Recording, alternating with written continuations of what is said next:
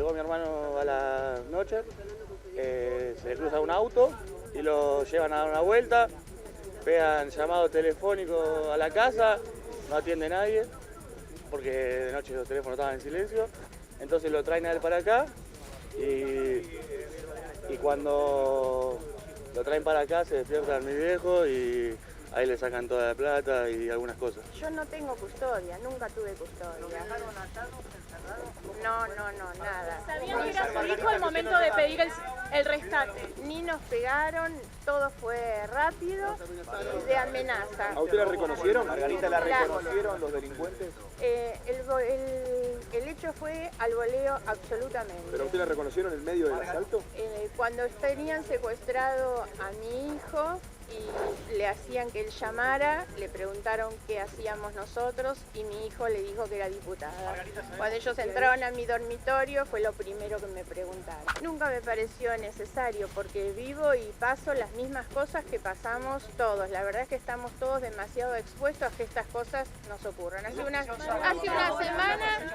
una semana acá, a 5 cuadras de mi casa, secuestraron en las mismas condiciones al hijo de una amiga. Arriba subieron 2, otro abajo y otros 2 más que andaban en los autos. ¿Lo venían siguiendo? No, fue en la puerta y fue al voleo. Estaban a cara descubierta, los que secuestraron a mi hijo, los que secuestraron a mi hijo eran 5, pero los únicos que yo vi que entraron a mi dormitorio fueron 2. Hablé con el ministro de Seguridad, hablé con el jefe de la policía, me transmitieron el mensaje de la gobernadora, lo que pasa es que yo estoy sin celular, entre otras cosas se llevaron mi celular también, así que no tengo teléfono. Me llamaron ellos, me llamó el intendente también. La verdad que a mí no me gustan mucho las versiones conspirativas, ¿no? Pero frente a un hecho como este, en un lugar caliente, cruzado por guerras internas como es la provincia de Buenos Aires, digo guerras internas de seguridad, policía y todo lo que nosotros les venimos contando en Tercera Posición, me parece que uno tiene derecho a preguntarse si lo que le pasó a Margarita Stolbizer fue solo una entradera.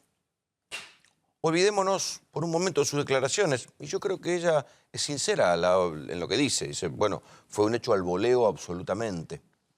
Pero si uno hace un lado este relato y a uno le cuentan que en un país determinado llamado Argentina, en una provincia determinada como Buenos Aires, en un lugar como el conurbano, en el partido del ex esposo de la actual gobernadora María Eugenia Vidal, Ramiro Tagliaferros, intendente de Morón, en el lugar, en el partido donde vive la propia gobernadora María Eugenia Vidal, que vive en una base aérea de Morón, custodiada por la Policía Metropolitana, no por la Federal, ¿sí? Con una policía, no por la bonaerense, digo, con una policía bonaerense que nos hemos cansado a lo largo de este año y medio de contar sus enjuagues, su manera de recaudar plata negra, donde estamos hartos de que haya una versión oficial y otra versión real. ¿Sí? Donde nos dicen y nos dijeron tanto tiempo que no, que eran tan pocos los policías que eran delincuentes porque recaudaban plata negra y después nos enteramos que esto es un modus operandi virtualmente en la policía bonaerense y que no encuentran la manera de cortarlo y dicen que lo van a cortar, cortan 3, 4 cabezas y crecen otras cabezas de recaudación de plata negra y corrupción. En lugares como San Martín, ¿dónde aparece el auto? Uno de los autos que le roban a Margarita Stolbizer y a su marido. ¿Dónde aparece? A 3 cuadras de la DDI de San Martín. Tal vez una de las direcciones de investigaciones más criticadas por su connivencia con los narcos. Ahí aparece uno de los autos. Uno, la verdad que en un país como este, donde nos dan una versión oficial, uno tiene derecho a pensar si esto no fue un mensaje. ¿Por qué no pensarlo? En un contexto donde además dentro de la propia alianza de gobierno hay una referente como es Elisa Carrió denunciando que la persiguen, que la escuchan, que la sigue la número 2 de la AFI. Sí, pero perdona al número 1, pero acusa a la número 2 de la AFI.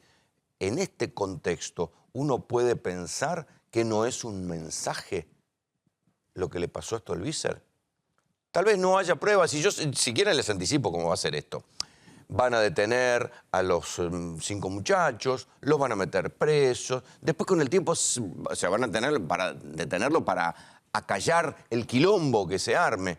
Después con el tiempo van a pasar un par de años y bueno, se va a ver que habrá un beneficio de la duda y tal vez los muchachos no sean los muchachos, pero ya para ese momento el quilombo va a haber pasado. Cuando uno ve determinadas muertes casuales, determinados asaltos casuales contra personajes conocidos, uno me parece que tiene derecho a pensar que hay mensajes ocultos. ¿Sí? Este no es cualquier país. Estamos atravesados desde hace un tiempo por mensajes cruzados en las áreas de inteligencia, en las fuerzas de seguridad. El conurbano no es cualquier lugar. Es un lugar donde nos cansamos de contar las internas salvajes y las peleas que hay entre la bonaerense con el poder político. Y si no, ahí está la cuestión, lo que pasó con el fiscal Cartaseña. Inmediatamente que le pegaban, ya aparecía la versión dando a entender que Cartaseña en verdad tenía problemas psicológicos y que era un trucho y que suceden las cosas, se mandan los mensajes y inmediatamente aparece la versión como para que no pensemos que el mensaje es el obvio. ¿Por qué no? Si la provincia de Buenos Aires es hoy por hoy un lugar atravesado por peleas cuasi mafiosas en materia policial y de narcos y de inseguridad. Pasó desapercibido, pero Mameluco Villalba, uno de los narcos de San Martín, declaró ayer que el crimen de Candela Sol Rodríguez había sido un crimen narco, lo que siempre se sospechó. Y Mameluco es uno de los narcos más conocidos. Y la hipótesis que se investigó en la comisión bicameral que siguió el caso Candela era que había un entramado de narcos y de policías corruptos que nadie quiso investigar, ese hormiguero que nadie quiso patear. Y sin embargo ahora uno de los propios narcos de la zona termina diciendo esto. A Margarita Stolbizer le robaron el celular. Le secuestraron durante 2 horas al hijo. Margarita Stolbizer no es cualquier diputada. ¿Sí? Es una diputada que fue candidata a presidente. O sea, un candidato a presidente es muy conocido en la Argentina. Margarita Stolbizer, seguramente, si ustedes mandan a hacer una encuesta, debe tener un nivel de conocimiento altísimo en la provincia de Buenos Aires. En Morón, alguien debe saber quién es Margarita Stolbizer y a nadie se le ocurrió frenarse frente a ese delito. Cuando a mí en una oportunidad me asaltaron en la puerta de la casa de mi vieja, tampoco me pasó nada, pero yo me llevé la impresión de que me habían reconocido y que por eso se fueron. Nunca lo pude comprobar, no me dijeron, usted graña, nos vamos. Pero suele suceder que si alguien va a robar y se encuentra con alguien conocido, los chorros no son boludos, no quieren quilombo. Entonces, si hubieran ido, ¿por qué?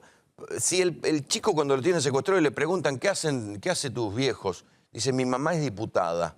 ¿Ustedes creen que realmente 5 pibes chorros de 20 y pico de años van a seguir adelante si le dicen que es una diputada?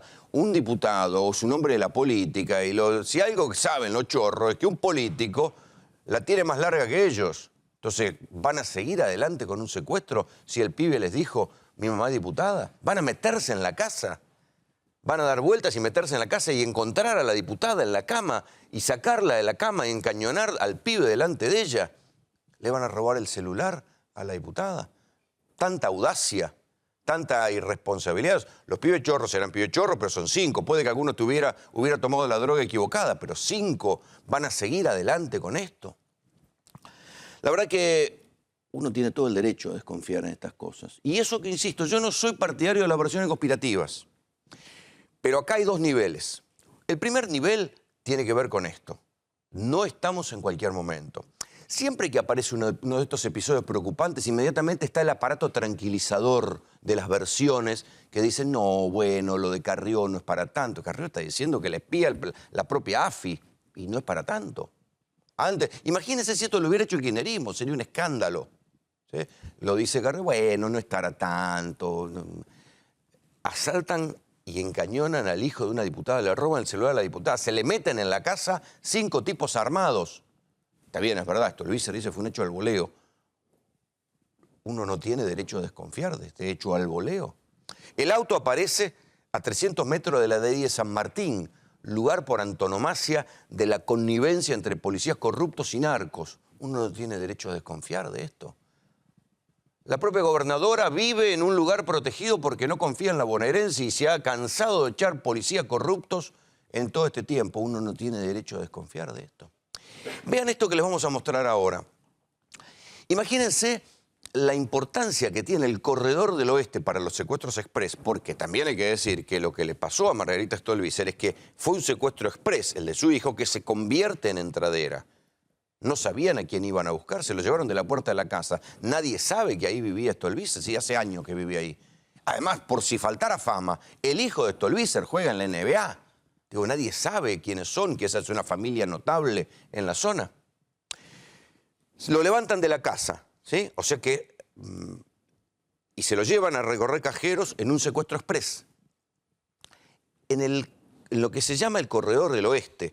Este es un secuestro, es una entradera que nace como un secuestro express en el corredor de los secuestros, en el corredor del oeste. Tanto es así que ahí se abrió la Fiscalía Temática de Secuestros. Hay una Fiscalía Federal a cargo de Santiago Markevich que se abrió en Hurlingham, en la zona oeste, porque el corredor del oeste es el corredor de los secuestros. Entonces uno dice, bueno, la policía bonaerense, las fuerzas federales, si abrieron una Fiscalía Temática Antisecuestros en la zona oeste y se sabe de hace años que el corredor del oeste, una línea que va entre la autopista del oeste y Fuerte Apache, es un lugar donde secuestran gente y la mantienen secuestrada unas horas hasta que le cobran plata, debería haber más controles. Vean esto.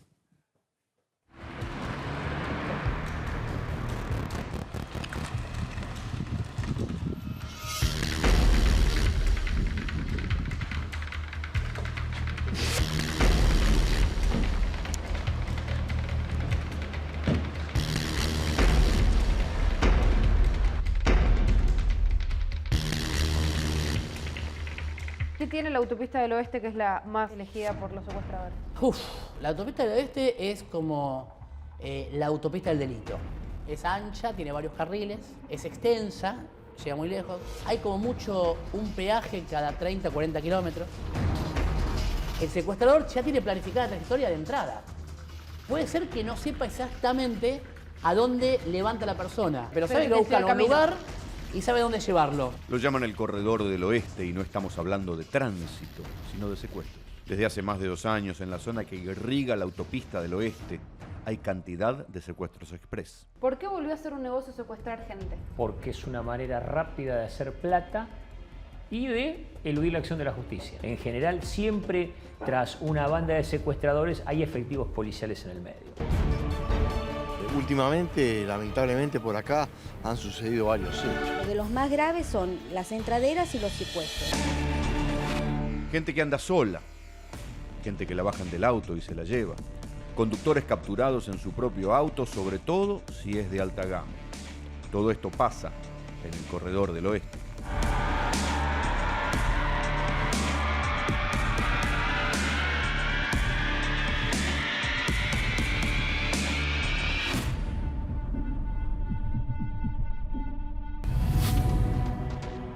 Frente a esto quisimos probar si había más controles.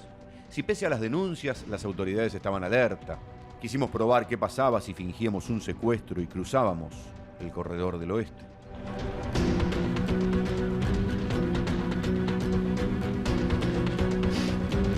Uno de nuestros productores, arma réplica en mano y a la vista, metió dentro de un auto a un actor.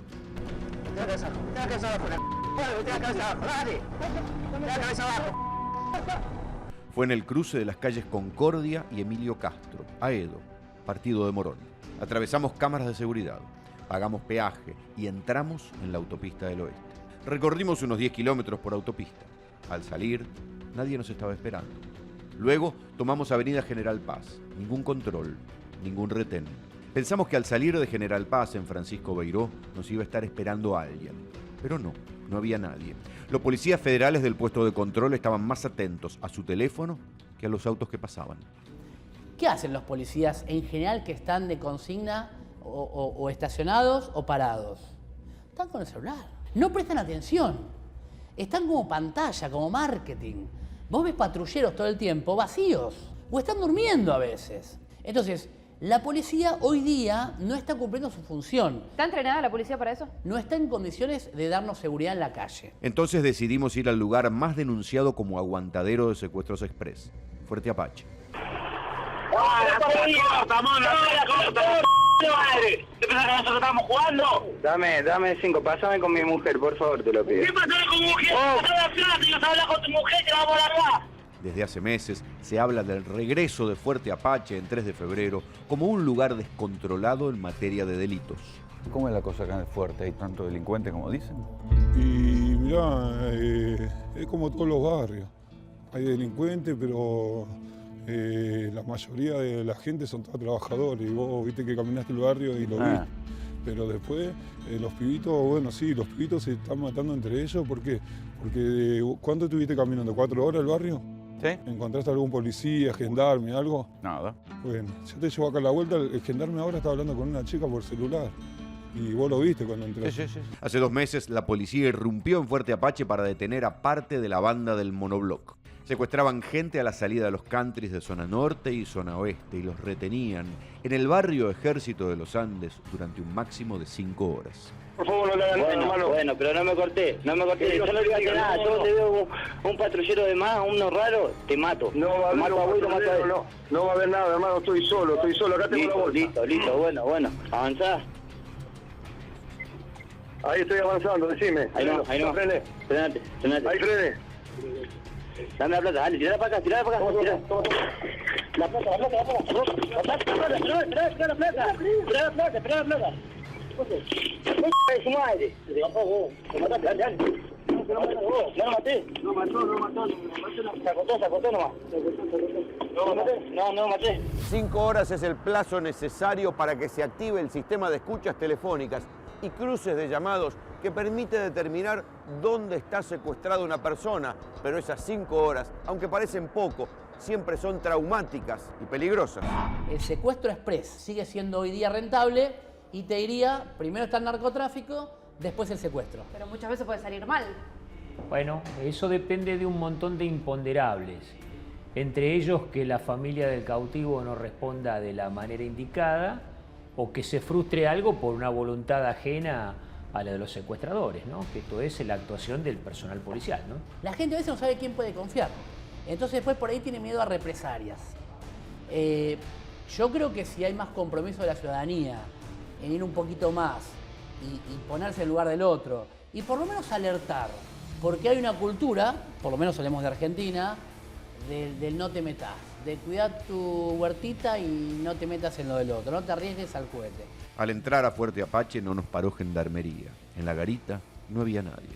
Tampoco nos paró la bonaerense. En el patrullero estacionado los policías estaban durmiendo. Bajamos con nuestro falso secuestrado encañonado sin problemas en Fuerte Apache. Hoy no se ven patrullas de ninguna fuerza entre los monoblocks.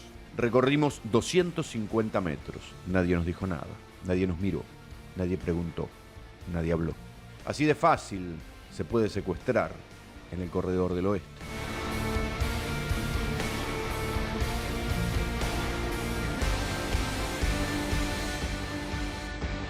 ¿Aún no pudo cobrar su deuda? Morosos Incobrables tiene la solución. Cobranzas personalizadas en todo el país. Honorarios a cargo del deudor. Correo privado al deudor y sus vecinos. No se preocupe más. A partir de este momento, el preocupado será el deudor. Llámenos 0800-345-3450. ¿Anotó? 0800-345-3450. La verdad me gustaría estar equivocado y que el experimento que hicimos seamos nosotros los equivocados.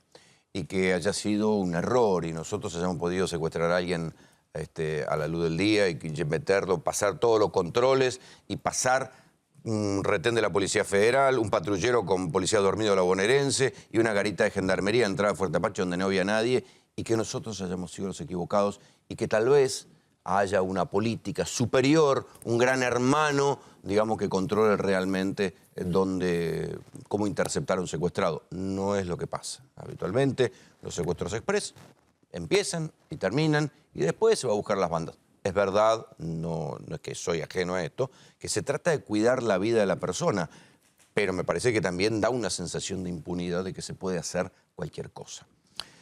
Esta nota nosotros la estábamos preparando desde la semana pasada y hoy se conoció el secuestro y la entradera, porque nació como un secuestro express del hijo de Margarita Stolbizer y después se convirtió en una entradera y esto es lo que a mí me genera tanta duda sobre lo que pasó. La diputada considera que fue un hecho al voleo. Le voy a preguntar a Felipe Solá, que es diputado del Frente Renovador, que fue gobernador de la provincia y que ha lidiado mucho con la inseguridad. ¿Qué opinas de lo que pasó con Stolbizer? Yo creo que la zona donde le ocurrió, donde vive Margarita, es una zona de clase media o media alta, de casas más o menos buenas, no de casas impresionantes, ni de country. ¿Es el partido donde salió la gobernadora y donde gobierna exactamente, su es ex? Castelar, es una zona donde, Su ex marido, se busca mucho para robar esa zona, como se busca Ramos Mejía también, más que otras zonas de Morón Sur o de La Matanza, en primer lugar. En segundo lugar, creo que el oeste tiene rápido escape, y esa es una de las razones. Por eso se hace el corredor del oeste. Se hace el corredor del oeste. En tercer lugar, sí, creo que fue al voleo. Digamos, no sé, pero tiendo a pensar igual que ella, que ha sido al voleo. ¿No se dieron cuenta quién es Margarita Stolbizer? 2 horas le entran a la casa, ¿no? Mira, hay un nivel de ignorancia respecto de quién es quién, en política, etcétera, muy alto en mucha gente joven. Y más si la gente joven esa está dedicada al choreo, si son delincuentes. Y es posible que no le hayan creído al hijo de Margarita, si les dijo. Él dijo que les había dicho, ¿no? Sí. Bueno, ella también lo dice, que sabían que ella era diputada. Bueno, o sea que el chico se los dijo. Yo creo que a lo mejor no le creyeron, porque en realidad creo que si tienen un gramo de cerebro, tienen que evitar, saben que tienen que evitar entrar a algunos lugares o meterse con algunas personas. Se están metiendo con un notable, los van a ir a buscar más. Suponen que los van a ir a buscar más, y lo cual no sé si es cierto, pero suponen eso. Creo que es el tercer hecho que le pasa a Margarita. En la casa, en esa casa. Sí. Y hay una cosa que quiero resaltar de Margarita Stolbizer, y es que las otras veces nos enteramos por las noticias policiales, pero nunca hizo de esos episodios un elemento para hacerse conocer, para hacerse ver, para digamos, ser más relevante. Nunca. Se manejó siempre con una discreción enorme. Y yo creo que eso vale mucho. Vale mucho en un mundo de vedettes políticas, ¿no es cierto? Vedettes políticos o políticas. La circunstancia es horrible, como es horrible para todo lo que les ha ocurrido. Y bueno, es una violación. Uno siente una violación. ¿Por qué el gobierno de María Eugenia Vidal no le encuentra la vuelta a lo que está pasando con los secuestros express? Y bueno, yo no puedo hablar como hacer de juez en ese caso, porque... A vos te tocaron los extorsivos largos. Los extorsivos largos duraron 2 años. 2 años, desde agosto del 2002 hasta octubre del 2004, que cayó la última banda grande, cuando liberamos a Patricia Nine, ¿te acuerdas?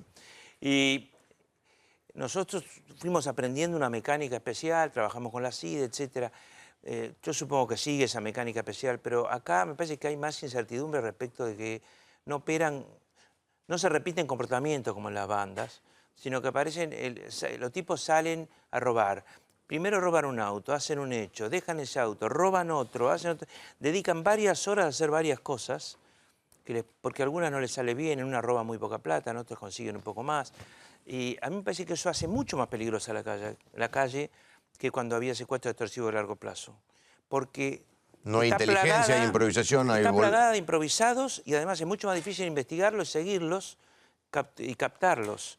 Ni siquiera sabes si se trata de gente que sale, por ejemplo, hay lugares donde sí, salen todos de la villa tal, pero hay lugares donde no salen de una villa. Salen de lugares de clase media baja, de barrio de trabajadores. Por lo tanto, debe ser muy difícil para la policía, porque se trata de un hecho físico, es decir, con cuántos patrulleros puedo cubrir de noche, a la madrugada, una zona. ¿Cuántos autos puedo parar que andan? Ayer el gobierno anunció que van a agregar 800, 900 infantes y gente de caballería a la patrulla nocturna. ¿Es relevante eso? No. Siempre es relevante agregar, sobre todo en esas horas de noche.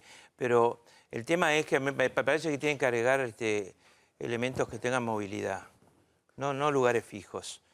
A un lugar fijo, si en una calle vienen 3 tipos que ya han robado y que el auto es robado y los quieren parar 2 policías, van a acelerar. Van a acelerar, obviamente. Si son muy pesados se tirotearán también, pero si no van a acelerar y se tratarán de escapar. Mira, Mira, yo creo que hay algunas bandas policiales y que hay connivencia. La connivencia te hace que la policía pueda ser socia por omisión. Es decir, zona liberada, hacerme el tonto, saber que esto puede ser algo hecho por fulano. Zona liberada siempre cobrando, ¿eh? Sí, sí, siempre la omisión no es gratis. Por supuesto. O saber que este es algo que puede haber hecho fulano y no irlo a buscar. Bueno, lo más grave es que es regulable, es decir, que si se aprieta de arriba, entonces cae fulano, lo van a buscar a sutano, se va a buscar a los sospechosos, se consigue que algún sospechoso hable y diga, no, esto no fui yo, fue otro. Esas cosas ocurren mucho. Esa frontera móvil en la conciencia policial tal vez sea uno de los elementos más graves, el tener que estar apretando permanentemente, el que no sea un hábito claro, que la policía rigurosamente sigue. Tampoco creo que esto es cierto en todos los casos. Creo que hay algunas zonas, algunos casos, donde es muy cierto. Por eso digo, y esto me lo dijo la gobernadora en su momento, yo coincido plenamente con ella, que hay una cuestión de capacidad primero y de connivencia después. Es decir, capacidad quiere decir ganas y capacidad para enfrentar el delito, que no es para todos. Esteban Trebuch tiene detalles de lo que pasó, el recorrido de los autos y dónde aparecieron. Exactamente, son dos vehículos. Uno, la Volkswagen Tiguan, en la cual iba Juan, la Provítola, el hijo menor de Margarita Stolbizer, fue en el cual lo secuestraron primero, penetraron en la casa y se fueron. Esa camioneta, ahora la vamos a ubicar, la vamos a ubicar en el mapa. Esta es la casa de Margarita Stolbizer, ¿sí? Como bien decía Felipe Solá, en la zona de Morón, un barrio de clase media, media-baja, ¿sí? De media alta. Acá, ¿sí? Lo llevan a recorrer al hijo de Margarita Stolbizer, a la Provítola, lo llevan a recorrer toda esta zona hasta que penetran nuevamente en la casa. Son dos autos, la Tiguan iba él, pero se roban el otro. Ahí detenete un momento, porque eso refuerza nuestra nota. Lo secuestran y lo llevan a recorrer a buscar cajeros. Nadie vio nada en las cámaras de seguridad de los cajeros que le están entrando con un tipo encañonado. Bien, acá Villa T6, partido de Morón, acá aparece la Tiguan. La Volkswagen Tiguan. En ningún momento se taparon la cara. La dejan tirada. Auraron con una osadía tremenda los 5 delincuentes, todos a caras descubiertas. Venían con un auto que era robado, un Audi A1, que lo habían robado, como bien dijo Felipe Solá, una zona donde hay mucho robo, que también es Ramos Mejía, partido de La Matanza. Seguimos en el oeste. Ahí se habían robado el auto, siguen en el oeste. Bueno, ahí está la Tiguan. Fíjate a dónde aparece el Chevrolet Cruz, que se lo llevan también de la casa del matrimonio La Provítola Stolbizer. Aparece ahí. Pelagio Luna y Wencelado el Tata, caseros. Ahí aparece el auto. ¿Sabes que hay a 3 cuadras de acá? Y vos nombraste a una persona que ahora te voy a contar brevemente. A 3 cuadras de acá está la sede de la DDI San Martín 3 de febrero. A 3 cuadras. ¿Casualidad? ¿Fue una provocación o no? ¿O fue al boleo que lo dejaron porque ni siquiera sabían? ¿Saben quién está en la DDI de San Martín? El comisario mayor Galleguillo. Fue denunciado por él secuestro y posterior asesinato de Araceli. ¿Y sabes en qué informe aparece el comisario mayor Galleguillo? Vos lo nombraste, el caso Candela, ni más ni menos. Y sigue en ese mismo lugar. ¿Fue una provocación o no dejar el auto tirado a 3 cuadras de la DDI? Vean dónde estaba el auto de la familia Stolbizer. Esto es Pelagio Luna y Wencelado del Tata. A mitad de cuadra de acá se encontró el auto de Margarita Stolbizer. Vamos a caminar 2 cuadras a ver con qué me encuentro.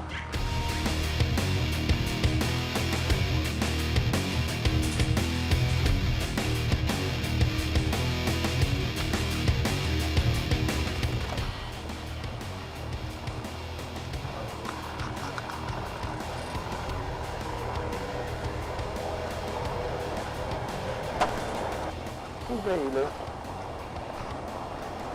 Acá a 100 metros estoy viendo que está la Brigada de Investigaciones de San Martín.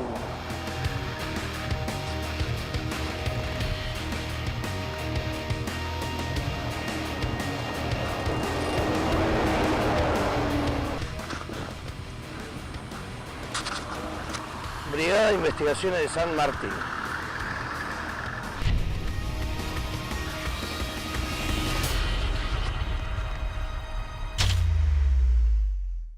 Bueno, ahí tienen. A ver, ¿por qué nosotros insistimos en este detalle que aparece a 2 cuadras de la DDI de San Martín? Por lo que yo les decía en el comienzo. las brigadas de investigaciones, en especial de la zona de San Martín, han sido en los últimos años infinitamente denunciadas porque nunca encuentran nada. Los muchachos tienen una cantidad limitadísima de detectives investigando supuestamente el narcotráfico, en el peor distrito del narcotráfico del conurbano norte, y tienen 11 tipos nada más investigando el narcotráfico. En verdad, esos 11 tipos se dedican habitualmente a cobrarle a los narcos. No son 11 detectives, son 11 cobradores, porque nunca encuentran nada, cada vez encuentran menos. Solamente detienen a los narcos que no arreglaron con ellos. Si no me creen a mí, vayan a leer la causa de la jueza federal Vence, que terminaron deteniendo a 10 policías de San Martín, entre ellos los de ADDI, porque tenían esta costumbre. Les interesaba más ir a cobrar que ir a detener o a hacer inteligencia de los narcos. Entonces, es un lugar hiperdenunciado por corrupción y por connivencia con el delito. Rolando, los vehículos, aparentemente los dos fueron por el acceso oeste, y ahí están las cámaras de seguridad, obviamente. El jefe de la policía, Fabián Perroni, dijo que está todo filmado. Bueno, veremos si pueden dar con los delincuentes. Todavía no dieron con ninguno. Y recordemos esto también, se da al instante de que la gobernadora Vidal había anunciado caballería a la calle e infantería a la calle. Ayer dijimos que era marketing. Bueno, las pruebas están a la vista. Y se da a instantes de la que la ministra de Seguridad, Patricia Bullrich, dijera: le estamos ganando la batalla al delito. Se nota. Ayer el diputado Felipe Solá tuvo un cruce muy entretenido con Marcos Peña.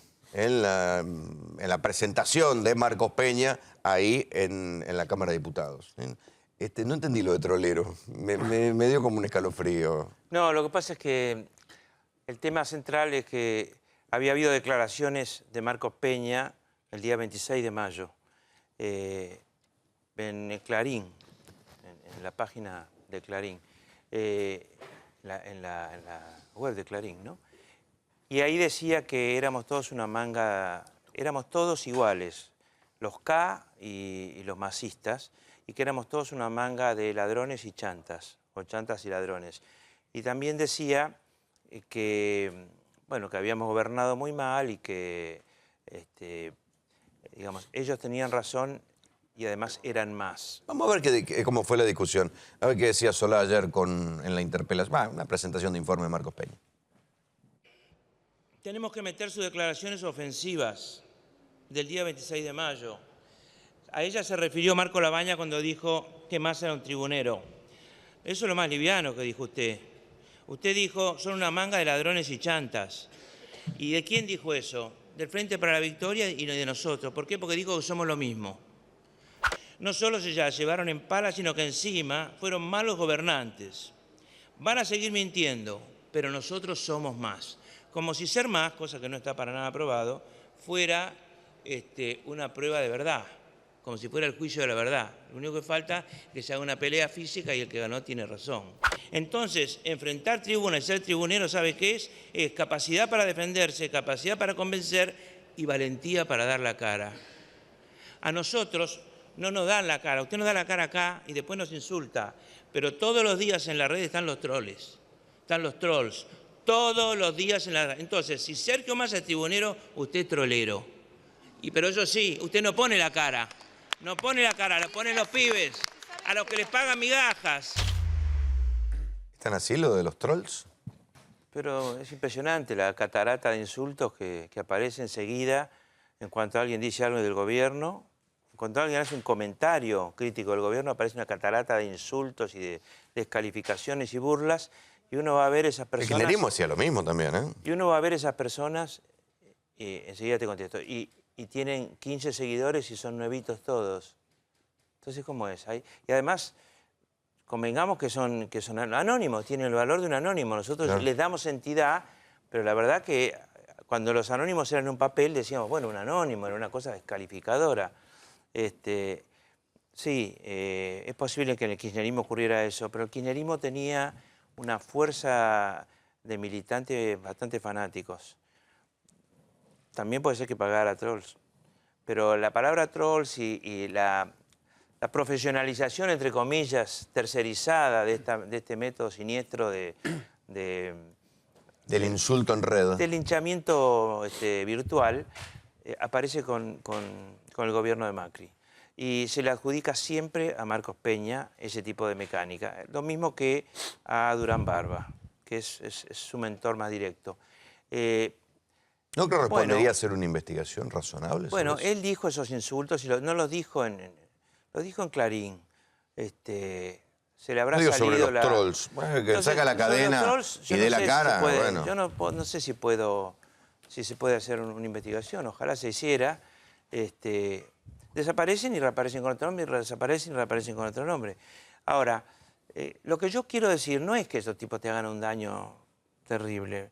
Lo que yo quiero decir es que es un sistema perverso alimentado por el Estado. Cuando los sistemas son alimentados por el Estado son mucho más graves que cuando son alimentados por hay que decir que a esos muchachos alguien les paga. Por supuesto.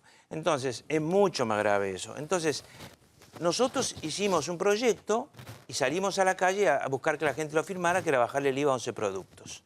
¿Para qué? Para que bajara el 20% más o menos el precio en hipermercado, que son los que marcan el precio, de 11 productos de la canasta familiar. Los 11 más importantes, que afectan directamente a muchos, a todos, y sobre todo a la gente que gasta mucha parte de su magro salario en alimentos y bebidas, que han subido mucho más que el promedio que da la inflación. Entonces, hicimos eso, salimos a juntar firmas para que se apoyara la ley. 2 leyes, una ley de góndolas, para hacer que en las góndolas haya competencia, que no las puedan comprar las empresas grandes y poner sus productos y tapar a los otros productos más baratos, y haya competencia y se hagan hacer responsables a los dueños de los hipermercados de la competencia, y lo mismo a los supermercados, y una ley de seguimiento punitivo del problema de los hipermercados, del problema de los márgenes que fijan, y sobre todo para ver si bajaban ese 20% si le sacábamos el IVA. Cosa que proponía la vicepresidenta Gabriela Michetti en el 2014, y hay un video. Sí, nosotros lo pasamos aquí. Ya lo sabemos. Esto movilizó al gobierno y le dio mucha rabia. ¿Cómo no se nos ocurrió? ¿Cómo no se nos ocurrió? Entonces, ese fue el motivo por el cual apareció la palabra chanta, chantada, tribunero, y a partir de ahí se le fueron los insultos a Marcos Peña. ¿Por qué? Porque lo que enoja no es que yo le diga trolero, eso logra difusión. Lo que enoja es que uno tenga proyectos concretos para problemas concretos que ellos no saben solucionar. Ahora, si un gobierno le parece espantoso bajarle el IVA a 11 productos, dice que vale 100.000 millones de pesos por año cuando vale 11.000, calculado por el equipo de Marco Labaña, que lo calcula bien, miente de esa manera, y en cambio no le parece espantoso bajarle a las mineras las retenciones, entonces ese gobierno se está definiendo por su política tributaria, claramente, ¿no? Así que se enoje Marcos Peña. Ojalá hagamos mucho más cosas para que el gobierno se enoje porque llegó tarde. Quiere decir que estamos en hacer lo que el gobierno no hace, que defenderle el bolsillo a los que están peor en la Argentina. Eso no lo hace nadie. ¿Cómo es la elección en Provincia de Buenos Aires? Hoy ha habido una multa de 18 millones de pesos. A los supermercados. 18 millones de pesos es menos del 1 por 1000 de las ventas anuales de los supermercados y hipermercados, que son entre 300 y 400.000 millones de pesos anuales. Menos del 1 por 1000. Esa es la multa terrible a los hipermercados. ¿Cómo ves las elecciones en provincia? Esta cuestión de la discusión, ¿cómo cuánta polarización va a haber? No, yo creo que la gente se va a cansar un poco de la polarización y de que le digan que o es el pasado o es el futuro. No, es el pasado o es el presente. Lo que se juzga es el presente y no el paso al futuro. Además, son unas elecciones legislativas que no van a modificar esencialmente la composición de las cámaras. No las van a modificar mucho. Lo importante va a ser lo que ocurra políticamente del 2017 al 2019 y cómo evolucione el país. Yo creo que no vale la pena dividir a la Argentina en dos, que ya lo hizo el kirchnerismo y que lo está haciendo ahora con más fuerza todavía el macrismo, prendiéndose a eso por miedo a perder las elecciones. Yo creo que no vale la pena hacer eso y creo que es peor, que es muy grave. Argentina está acechada por la quiebra de Brasil, acechada por las devaluaciones de Brasil que hacen que nos puedan entrar una gran cantidad de productos brasileños y estar peor todavía de lo que estamos. Llevamos más de 12 meses de caída ininterrumpida de la industria argentina. Se dice que ha aumentado el empleo porque han aumentado 2.000 empleos en todo el país.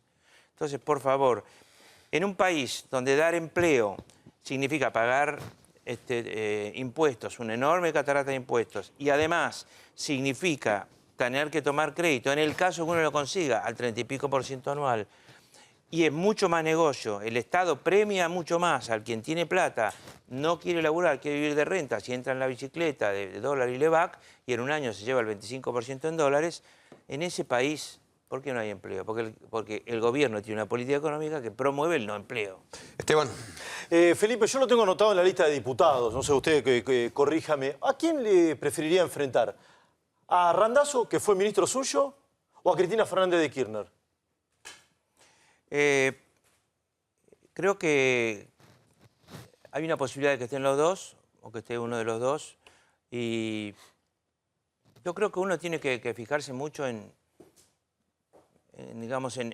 quién es uno y cómo se mueve en la campaña, y si representa lo que quiere representar o no, si acierta con la comunicación debida o no, si tiene mejores planes que el otro, si tiene una actitud, moderada frente a las cuestiones de fondo de la Argentina.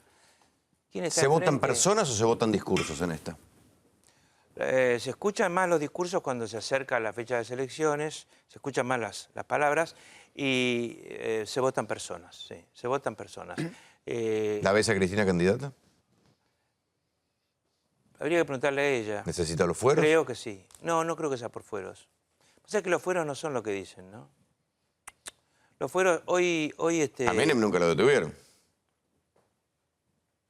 Si un juez se dirige al presidente de la Cámara o al presidente del Senado y le dice, voy a hacer tal cosa por carta, primero esa carta no tiene por qué ser pública, se la manda. El presidente de la Cámara puede decirle sí, hágalo. En nombre de la Cámara, anticiparlo. ¿No lo tiene que desaforar la Cámara? No. Puede decirle sí, hágalo. Por ejemplo, para hacer un allanamiento.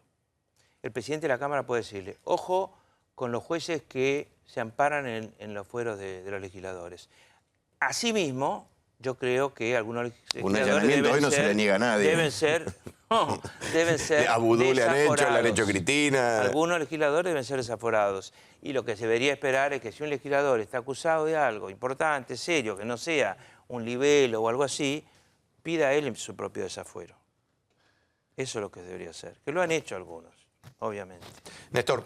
Diputado, le escuchaba recién hacer un diagnóstico respecto del actual gobierno. ¿Cuándo se produjo el punto de ruptura? Porque el Frente Renovador tenía una cercanía bastante proclive. De hecho, Massa estuvo con Macri en Davos en los albores del gobierno y parecía ser la cara civilizada de un peronismo en la oposición con el cual dialogar. Ahora parecen rotos esos puentes. ¿Cuándo se produjo la ruptura? No, nosotros seguimos siendo la cara civilizada.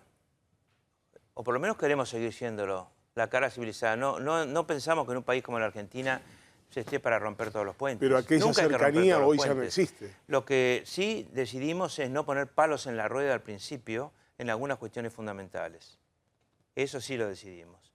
Lo mismo que en la provincia de Buenos Aires. Hubo un episodio a fin de año que fue cuando nosotros decidimos votar una ley para quitar el impuesto a las ganancias a mayor cantidad de gente que la que el gobierno quería. Y ahí, en ese momento que votamos con el resto de la oposición, con el Frente para la Victoria concretamente, Macri rompió el vidrio, donde dice en caso de emergencia rompe el vidrio, y nos agredió a todos. Y además, equivocándose, diciendo que Solá, que fue gobernador de Cristina, nunca fui gobernador en la época de Cristina, y atacando a Massa, es decir, ahí se mostró que no había ninguna intención de mantener una relación estable. En los métodos no era muy diferente de lo anterior. Yo recuerdo un enojo... ¿Muy diferente de él? Muy diferente del gobierno anterior. Yo recuerdo un enojo de Carlos Kunkel cuando fue el tema de la 125 con usted, en que también se había roto el vidrio y hubo una agresión. Digo, parece haber un paralelismo en cuanto a las formas entre el anterior gobierno y este gobierno con respecto a quienes no piensan igual. Sí, absolutamente, absolutamente. Eso aparece en algún momento. En el caso del kirchnerismo, el kirchnerismo primero definió sus enemigos. Sobre todo Cristina primero definió sus enemigos para definirse ella, para definir su gobierno. Es un grave error, es la tesis de Ernesto Laclau. Sí, y eso le impedía después retroceder y hacer nuevas alianzas. Uno no debe definir enemigos en un país con los problemas de Argentina.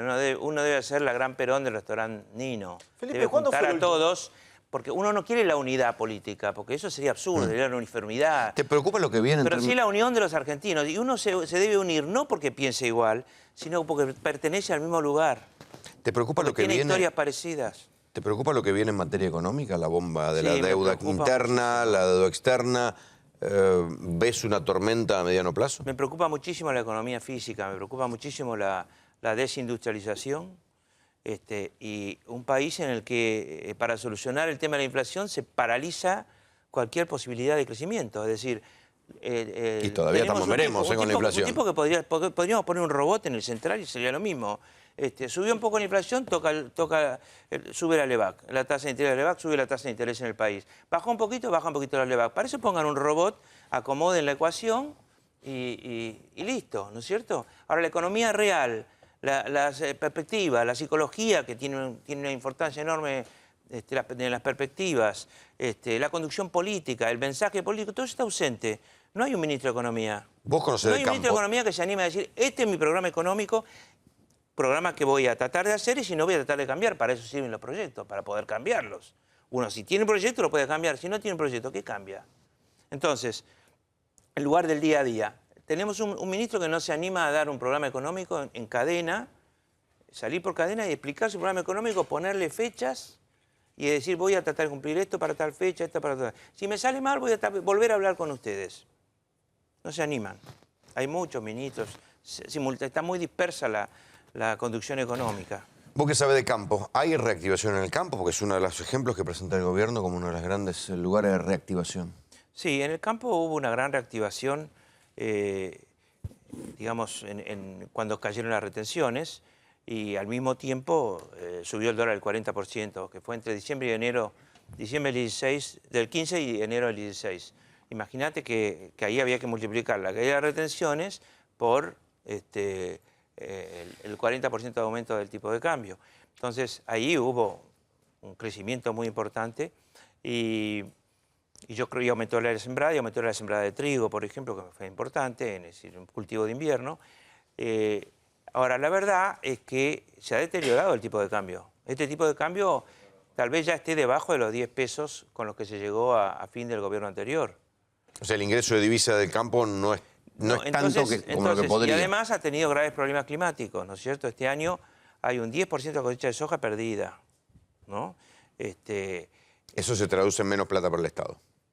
Menos plata fiscal, está con el 30% de retenciones y en menos movimiento. Porque ese 10% adicional es lo que genera el movimiento adicional, sino lo que tenés es el movimiento de siempre. Y el movimiento de siempre no es lo que buscamos en economía, porque el país crece. Buscamos que no sea el movimiento, que sea más movimiento, que haya crecimiento, si no tenés decrecimiento por habitante.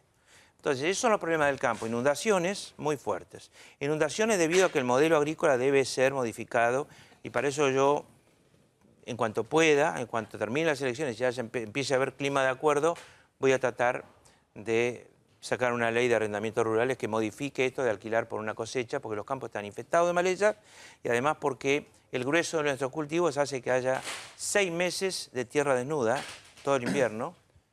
Y esa tierra desnuda quiere decir que no hay plantas. Como no hay plantas, no chupan agua y no evaporan agua. Y la napa, que estaba a 7 metros hace unos años, ahora está... ¿Estamos matando la gallina al huevo de oro, que es la tierra? A 20 centímetros o en superficie. Entonces, cualquier lluvia, son más fuertes las lluvias de ahora, no es que llueva más, es que llueve mucho más fuerte. Lava la tierra. No es que lave la tierra ya está en capacidad de campo, ya está lo que se llama, es una jerga lo que te dije, ya está saturada.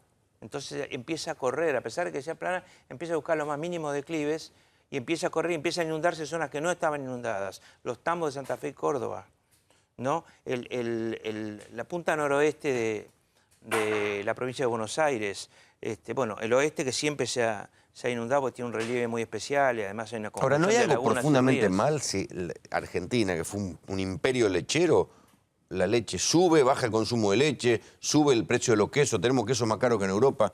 Bueno, ¿No hay algo que está profundamente alterado? Yo me fui a la Secretaría de Agricultura en el año 1998 y se produjeron ese año 10.500 millones de litros de leche. Y este año no llegamos, no sé, son 9.000 y pico, y han pasado casi 20 años, 19 años. Y han subido los habitantes de la Argentina. Pero hay algo tan grave como la caída de la producción o más grave, que es la caída en el consumo. Si el consumo cae 23%, ¿qué tenemos que pensar? ¿Que ustedes toman 23% medio de lácteos, nosotros? Ay, los chicos o tenemos que tampoco. pensar que hay alguien que no le alcanza la plata. Y ese alguien que no le alcanza la plata no suele tener más hijos que la clase media. Sí, ¿no?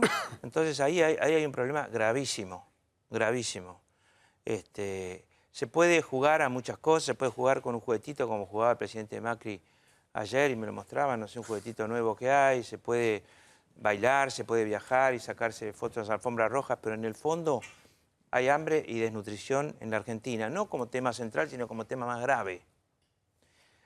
Como tema más grave, porque eso sí se puede solucionar desde el Estado, mucho más que la exclusión. La exclusión necesita años de crecimiento de la economía, más el Estado, pero sobre todo el crecimiento de la economía. Pero la indigencia, no llegar a fin de mes, necesita del Estado. Felipe, gracias por venir. Gracias a ustedes. Una banda simpática, un hombre mayor manejaba esta banda y cuando no, se disfrazaban de policías.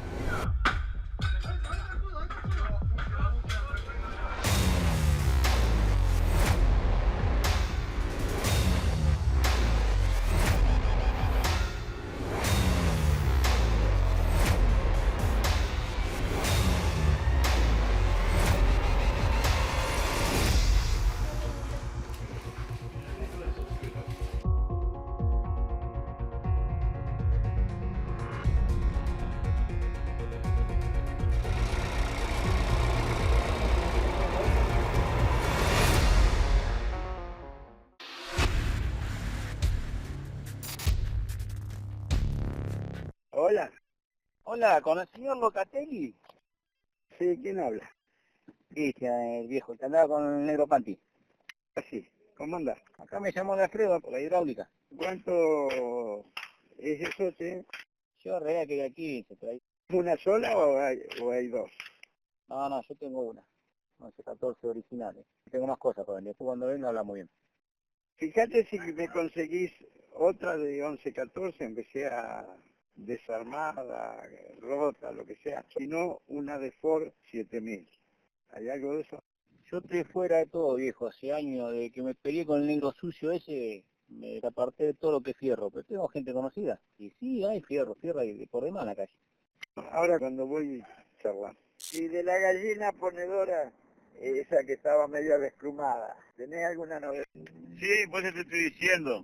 Si tiene que ser ojo redondo o cuadrado. Si está la gallina no hay problema. Si es redondo o cuadrado no hay problema.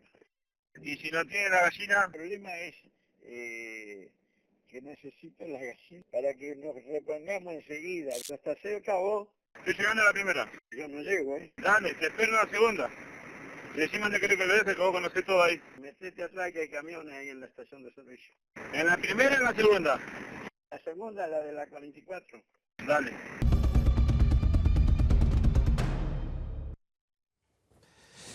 En Accidentes Life Group es la única empresa que asesora a víctimas, abogados y empresas de todo el país. Si fue víctima de un siniestro, contáctese de forma urgente con Life Group, la única empresa en Argentina con 30 años de trayectoria ininterrumpida en la resolución de siniestros. Contáctese al 4373-4499. Aquí Esteban Terbuc nos va a explicar un poco las escuchas de estos muchachos. ¿Me traducís todo eso? Bueno, el que hablaba es el viejo Locatelli, Rolando, 78 años, manejaba, comandaba una banda de piratas del asfalto que en algunas veces se disfrazaban de policías. El choreo lo mantiene joven. Sí, había de todo, Esto no hacían diferencia de edad. El viejo tenía 78 y también detuvieron entre 11 detenciones que hizo el fiscal Romero en una muy buena investigación a también un pibe de 20 años. Es decir, era poligeneracional, muy bien. Exactamente. Bueno, el viejo Locatelli, ¿a qué se dedicaba? Transmiten los saberes de generación en generación. Era el jefe de una asociación ilícita vinculada con el AMPA y lo grabaron. ¿sí? El fiscal Romero intervino en los teléfonos del año 2015 hasta ahora cuando se detuvo a la banda. ¿Qué se dedicaban? Entre otras cuestiones del AMPA, desarmaban vehículos. 1114 es el camioncito. Sí, señor. ¿Estamos? Que dicen, no, mandame la gallinita. ¿Qué es la gallinita? Es la pluma hidráulica. Se necesita una pluma hidráulica para vendérsela a otro. ¿Por qué? No entiendo. Claro, ellos laburaban a demanda. Venía el señor Espósito y decía, Locatelli, me consigue ¿Está prendido Espósito también? Un poquito. Dice, consígame una pluma hidráulica porque necesito para tal municipio, suponte, ¿no? Y inmediatamente Locatelli y su banda iban y rompían un lugar y se afanaban camiones, vehículos, lo que sea, y ahí comenzaban a venderlo. ¿Qué sé yo? Por ejemplo, en algunas de las escuchas le dicen, mandame un corazón, que era un trasplante de órgano, no, el motor de un vehículo. El allanamiento son impresionantes. ¿Sabes las cosas que encontraron? Secuestraron hasta una guitarra eléctrica blanca y negra, dólares, euros. Muy bien, tienen derecho a un esparcimiento musical. Libras. El viejo Locatelli. Encontraron un Audi A4, insignias de la policía. Bueno, de la policía un cuatriciclo que ahí vemos. Lo de la policía no nos sorprendemos porque se pueden comprar en cualquier lado los uniformes. Sí. Vos ahí en la Ciudad de La Plata vas a la vuelta del Ministerio de Seguridad, a ver, dígame, cuánto el talleres, te llevas 4 uniformes y listo. No hay ningún tipo de problema. Sí, Bueno, varios de los uniformes policiales se hacen en talleres clandestinos. Además. Exactamente. Esta banda fue desbaratada en las últimas horas, operaba básicamente en Bursaco, aunque el desarmadero más importante del viejo Locatelli estaba en la Ciudad de La Plata. Rolando. Cuando nosotros analizamos este tipo de bandas, no es solamente porque estemos hablando de la banda en sí. Siempre nos terminamos preguntando quién está detrás, cómo llegan a constituirse y cómo llegan a operar las bandas, qué grado de protección tienen. Eso es lo que nos preocupa. Recién en el comienzo del programa yo le decía, bueno, hay que pensar que lo que le pasó a la diputada Stolbizer es solo eso. Ella lo dice, es solo un ataque al voleo, pero en un país donde hay tanta cosa cruzada y donde hay explicaciones evidentes que después se demuestran que no eran tan evidentes, yo particularmente a veces desconfío, aun cuando no suscriba las hipótesis más conspirativas. Pero tengo gente aquí para discutirlo. Ramiro Gutiérrez, diputado del Frente Renovador, buenas noches. ¿Cómo ves lo que está pasando en materia de seguridad en la provincia? Tenemos pelea contra la bonaerense y es como una hidra que no se termina de tranquilizar nunca. Bueno, escuchaba tu comentario. Nosotros tenemos una policía de ciclo completo. La policía bonaerense es una policía que previene, reprime, investiga y hace inteligencia. Lo primero que tendríamos que analizar en estas horas es descabezar la cúpula de inteligencia de la policía. Epa. Primero, porque un objetivo de alto impacto, como es la casa de Margarita Stolbizer, fue ingresada. El tema, perdón, que ya lo hizo Vidal, lo hizo la semana pasada. Vive descabezando gente. No tenés 10 objetivos de alto impacto. Los miembros de la Corte, los candidatos en funciones, o que funcionen bandas de crimen estructurado, narcotráfico y piratas del asfalto. Y la gobernadora vive en una base aérea. Bueno, entonces nosotros tenemos un serio problema en la inteligencia criminal. Es decir, nadie está alertando del funcionamiento del crimen estructurado. El crimen que tiene organización, que tiene una capacidad de hacer lo que se hicieron y que puede mandar un mensaje. Yo vi tu informe, el auto para llegar a San Martín, primero un auto robado. La acumulación de delitos. ¿Robado el día anterior? Sí, la acumulación de delitos. Entonces hubo un corredor, que es el corredor del oeste, que sabemos qué es lo que está pasando y hay mensajes cruzados. Yo creo que sí. Hay mensajes y hay... No tengo ningún... O sea, me encantaría tener una prueba para decir hay mensajes cruzados. Tenemos un tremendo problema. Yo creo en la honestidad de la gobernadora, creo que está haciendo un esfuerzo, pero esto es un problema que va a necesitar al menos de 4 herramientas centrales. Vos tuviste un gobernador que se animó a poner en marcha alguna de esas herramientas que fue Solá. Así le fue, te digo. La primera es el paraguas político... Sí, claro. El paraguas político de todas las fuerzas. La seguridad no es un problema de Cambiemos.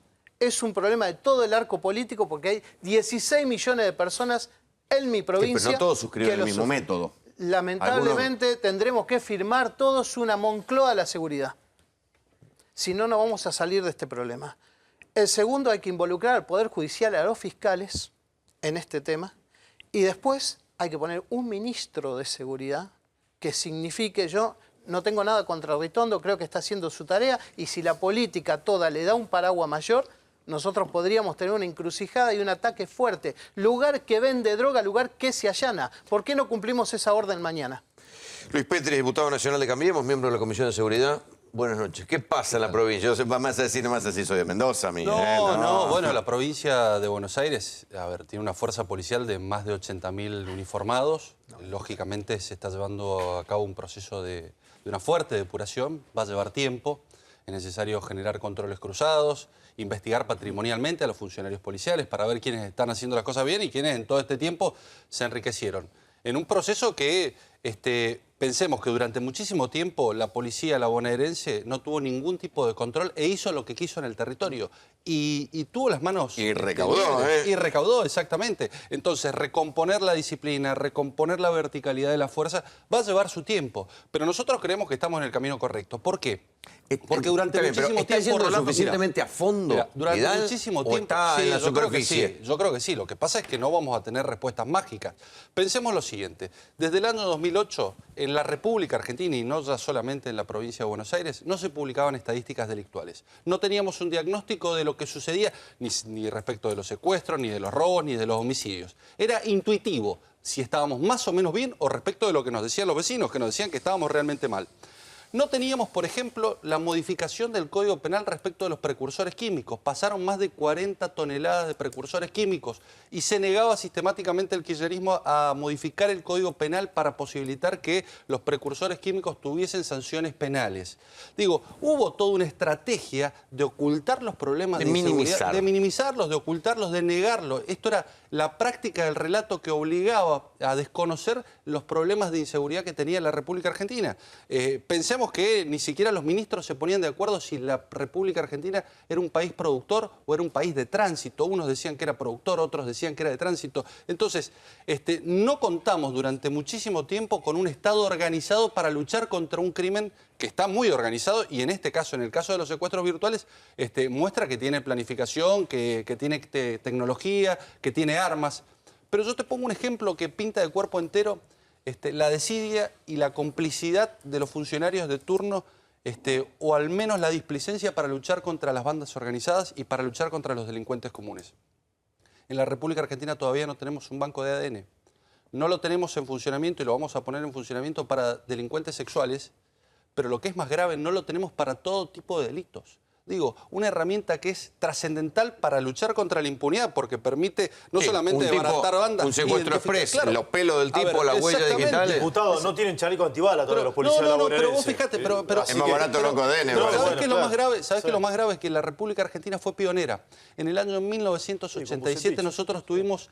primero con Bucetich allá por 1890. El ADN es una aplicación a la búsqueda de los pibes secuestrados. Pero vamos más acá en el tiempo. En 1987, con la desaparición de personas durante el terrorismo de Estado, en la República Argentina fue pionera a la hora de tener un banco de ADN para justamente identificar a estas personas. Si hubiésemos ampliado ese banco de ADN a todos los que cometen delito, a todos los que están sometidos a procesos, yo te puedo asegurar que las tasas de impunidad, que son altísimas, que son más del 98%, es decir, más del 98% de los delitos que se cometen no tienen condena. Hoy esas tasas no serían tan altas si en definitiva nosotros contáramos con los perfiles genéticos de todas y cada una de las personas que están siendo investigadas por la Comisión de Hechos Delictivos. Vamos a ver el diagnóstico de Patricia Bullrich, porque ayer se conocieron una frase un poco optimista para mi gusto, ¿no?, sobre la situación de la inseguridad.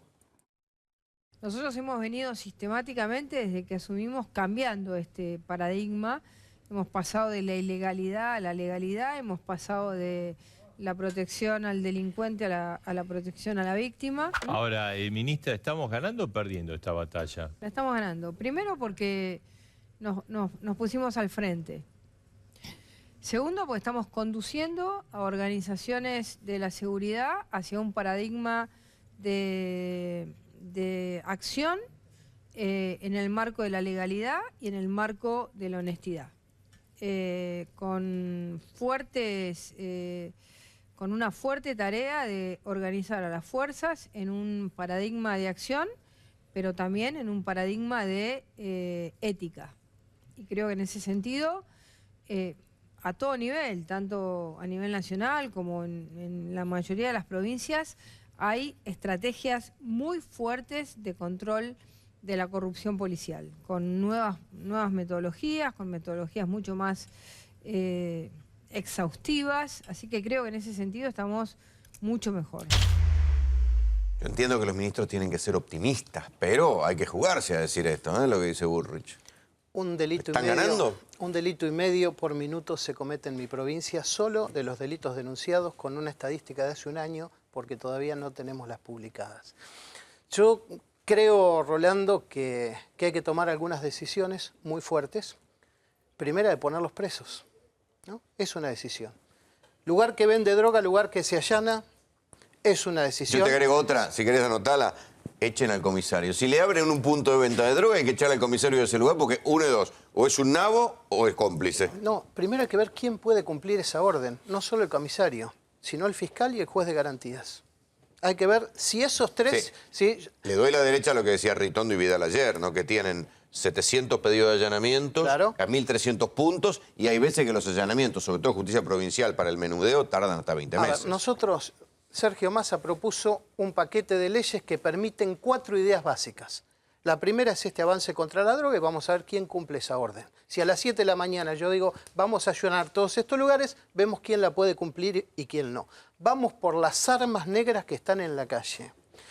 La tercera, vamos por la integridad y cumplimiento de la pena. Acá 10 años de cárcel no son 10 años. Sentenciados por un juez no son 10 años de condena. 10 manontropo. Bueno, hay que sacar el artículo 13 del Código Penal. Hay que sacarle la hipocresía. Que vengan acá, pongan un Código Penal como lo pusimos nosotros y miremos si está el 13. Al 50% del cumplimiento de una pena, el 13 es un artículo que te permite que un tercio antes del cumplimiento de tu pena se abra la puerta y vos salgas. Seas violador, sea que robaste con armas, seas un pirata del asfalto. Entonces, si un juez dice 10 años, son 10 años. Esta es una idea de Sergio Massa, está en un código penal, nos llevó 2 años y medio de trabajo ese código, y la cuarta idea fuerza, diputado, que el diputado Petri la ha trabajado, te termino con la cuarta idea.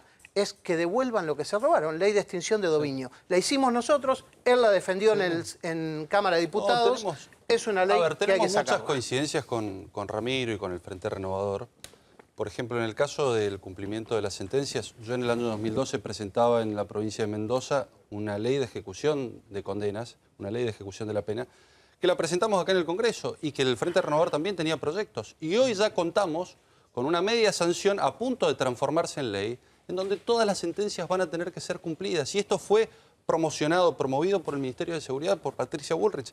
¿En base a qué no se cumplían las sentencias? Y vos fíjate, una persona, mitad de condena, tenía los beneficios de las salidas transitorias por 24, 48, 72 horas. Y con 2/3 de la condena, como decía Ramiro, esa persona podía obtener los beneficios de la libertad condicional, en donde ni siquiera estaba aprobada las posibilidades ciertas de reinsertarse socialmente. Y en donde la expectativa es que la condena se cumpla. Esto es porque cuando un tribunal, en el marco de un proceso en donde se le dan todas las garantías a aquella persona, tiene la posibilidad de defenderse, lo encuentran culpable y le imponen una pena, vos fíjate que después termina siendo una burla que esa pena termine siendo morigerada por la ley de ejecución de sentencia. Que casi te diría por un juez de menor instancia. Y hay una cuestión que con Ramiro vamos a coincidir, no la dijo, pero seguramente vamos a coincidir. El rol central que tiene que cumplir la víctima en el proceso penal. Claro. Digo, me parece que esto es lo que tiene que cambiar en los procesos penales en la República Argentina. Procesos penales que hacían foco y ponían en el centro de la escena al imputado y se olvidaban de la víctima. La abandonaban, la desinformaban. Necesitamos procesos penales que reivindiquen a la víctima. Acaba el Senado de dar media sanción a un proyecto que se partía de la premisa que la víctima siempre era un ciudadano de clase media alta que estaba en una situación superior al victimario, supuesto, que era y que el fiscal se encargaba de la persecución penal pública y la víctima no tenía nada que hacer. La víctima tiene que ser escuchada, la víctima tiene que ser oída y fundamentalmente tienen que ser garantizados sus derechos. Les pregunto a ambos respecto del cumplimiento de la pena. Vamos a suponer que una persona tiene una pena de 10 años y tiene la posibilidad de la libertad condicional a los 2/3, es decir, 6 años y medio, 7 años. Si cumple 7 años, sale y vuelve a cometer un delito. Si cumple 10 años, ¿cuándo sale? Si cumple hasta el último minuto de la pena, ¿cuándo sale? ¿Qué va a hacer? Mirá. El problema no es cuándo sale, sino qué se hace con el preso dentro de la cárcel. No, acá hay una cuestión que es central, que tiene que ver con el fin de las penas. El fin de las penas no solamente tiene que tender a la resocialización de la persona privada de la libertad, y para ello es fundamental que trabaje, que incorpore un oficio, que sea educada y que tenga terminalidad educativa. El otro fin de la pena es la protección de la sociedad frente al crimen. Esto lo dicen las reglas mínimas para el tratamiento de reclusos. Entonces, a ver, hay un derecho en expectativa de la sociedad y de las víctimas de que esa persona, cuando salga, si sale anticipadamente, esté plenamente garantizada su resocialización. Diputado, le voy a armar un dato, a ver si sirve. 25.000 presos hace 10 años en provincia de Buenos Aires. Hoy hay 35.000 presos en provincia de Buenos Aires. Había 50.000 policías en la calle, hoy hay más de 65.000 en la provincia de Buenos Aires. Y hay más delitos. ¿No será que le estaremos pidiendo al Código Penal y al derecho soluciones que hay que buscar en otro lado? Pero, no, sin duda, pero están faltando presos, digo. A ver, te doy un dato. Pero no solucionan la seguridad. Pero no te pero voy no se soluciona la seguridad metiendo más gente en cana. No, pero estamos hablando de un sistema... dato objetivo. Pero claro, pero yo te voy a dar otro dato objetivo. 72.000 presos en la República Argentina, de los cuales 35.000 son personas procesadas y 34.000 son personas condenadas.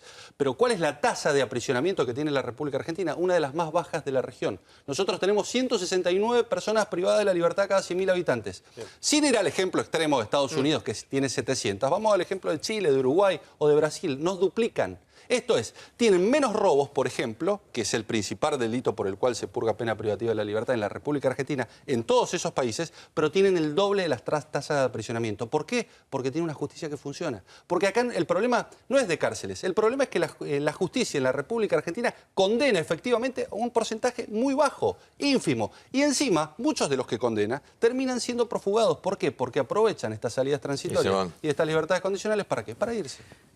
Yo siempre digo, la cárcel tiene dos puertas, una de ingreso y una de salida que un día se abre.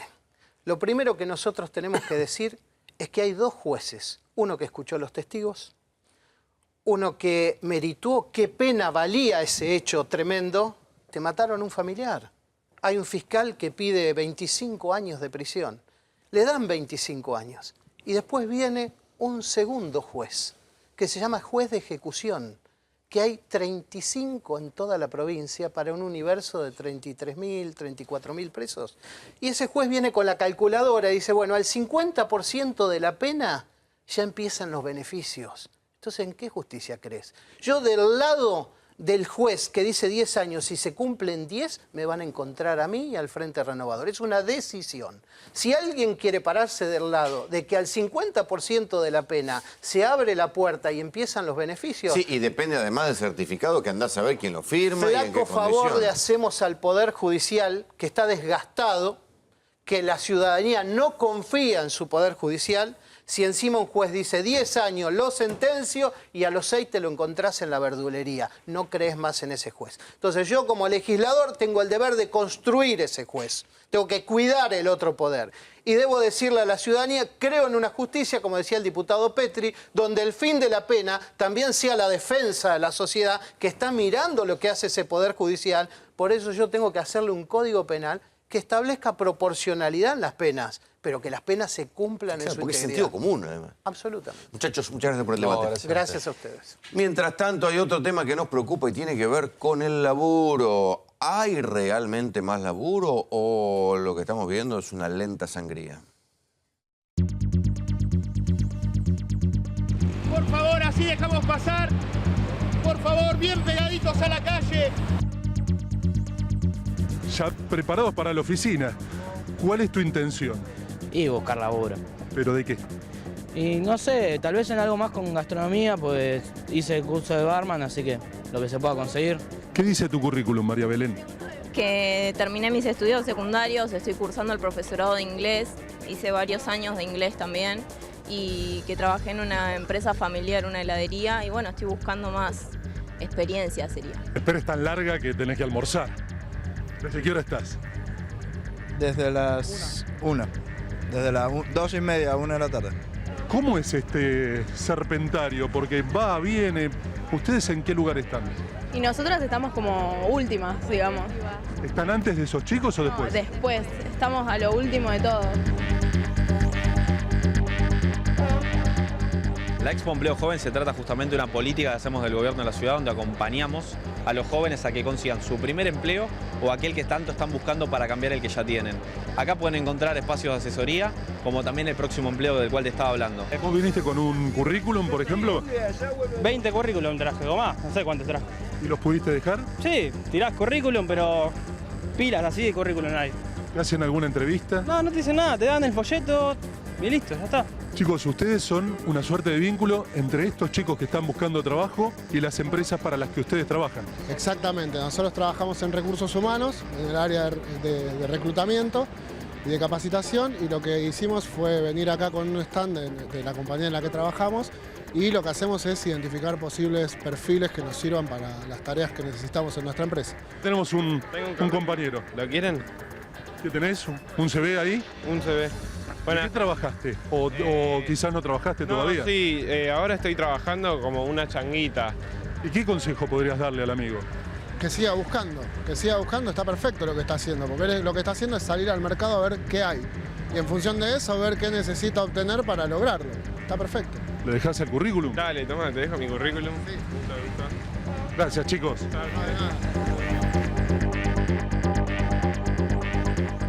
Nuestro hombre de los números, nuestro hombre de la pantalla, Juan Enrique. A ver qué trae, viejo. Buenas noches, Rolando. Ahí veíamos los jóvenes cómo buscaban empleo, pero ¿sabés qué? Hablamos del plan para generar empleo. No se va a generar empleo si no hay actividad económica. En el año 2015 la actividad económica creció 2.3%. En el año 2016 cayó la actividad económica 2.5%. ¿Sabés que la Argentina necesita generar todos los años por lo menos 300.000 puestos de trabajo? Son los jóvenes que se van sumando a la actividad económica. 250.000 chicos terminan el colegio secundario. Por eso, en este evento que organizó la Ciudad de Buenos Aires, fueron tantos jóvenes solamente para 11.000 puestos de trabajo. Mientras no haya actividad económica, Rolo, no va a haber creación de empleo. Y eso se está viendo Pero ahí claramente. entramos en la discusión. Una de las cosas que más me llama la atención de este tiempo es que ni siquiera nos logramos poner de acuerdo en la interpretación de los números. Ya no discutimos si el INDEC trucha o no las estadísticas, ¿no?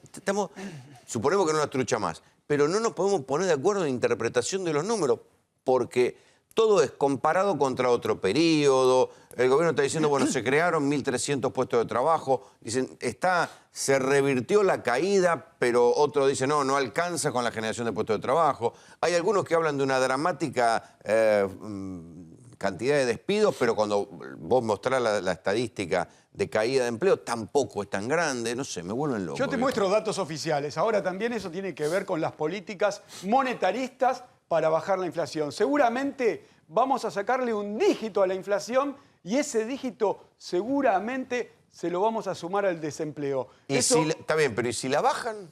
Y bueno, por eso... Todavía no la bajaron, porque esa te la debo. Primero, pero ojalá si que la baje, bajan, ¿no? Pero con las políticas monetaristas es muy probable que pase eso. Ese dígito pase de la inflación al desempleo. Ahora, acá tengo al joven que fue a la rural, que dice que busco laburo. Somos uno de los tantos jóvenes que buscan laburo. sacaste unos años. Bueno, toda la noche hace lo mismo. Bueno, me quiero saca una sota. Me quiero sentir joven, hoy me puse chaleco, mirá cómo estoy. ¿Qué tiene que ver el chaleco? Lo que pasa es que siguió mucho el INDEC de Moreno, Juancito, entonces piensa que tiene menos años. Rolando, ¿sabés qué? Bueno, vayamos a un tema muy importante que tiene que ver a los jóvenes.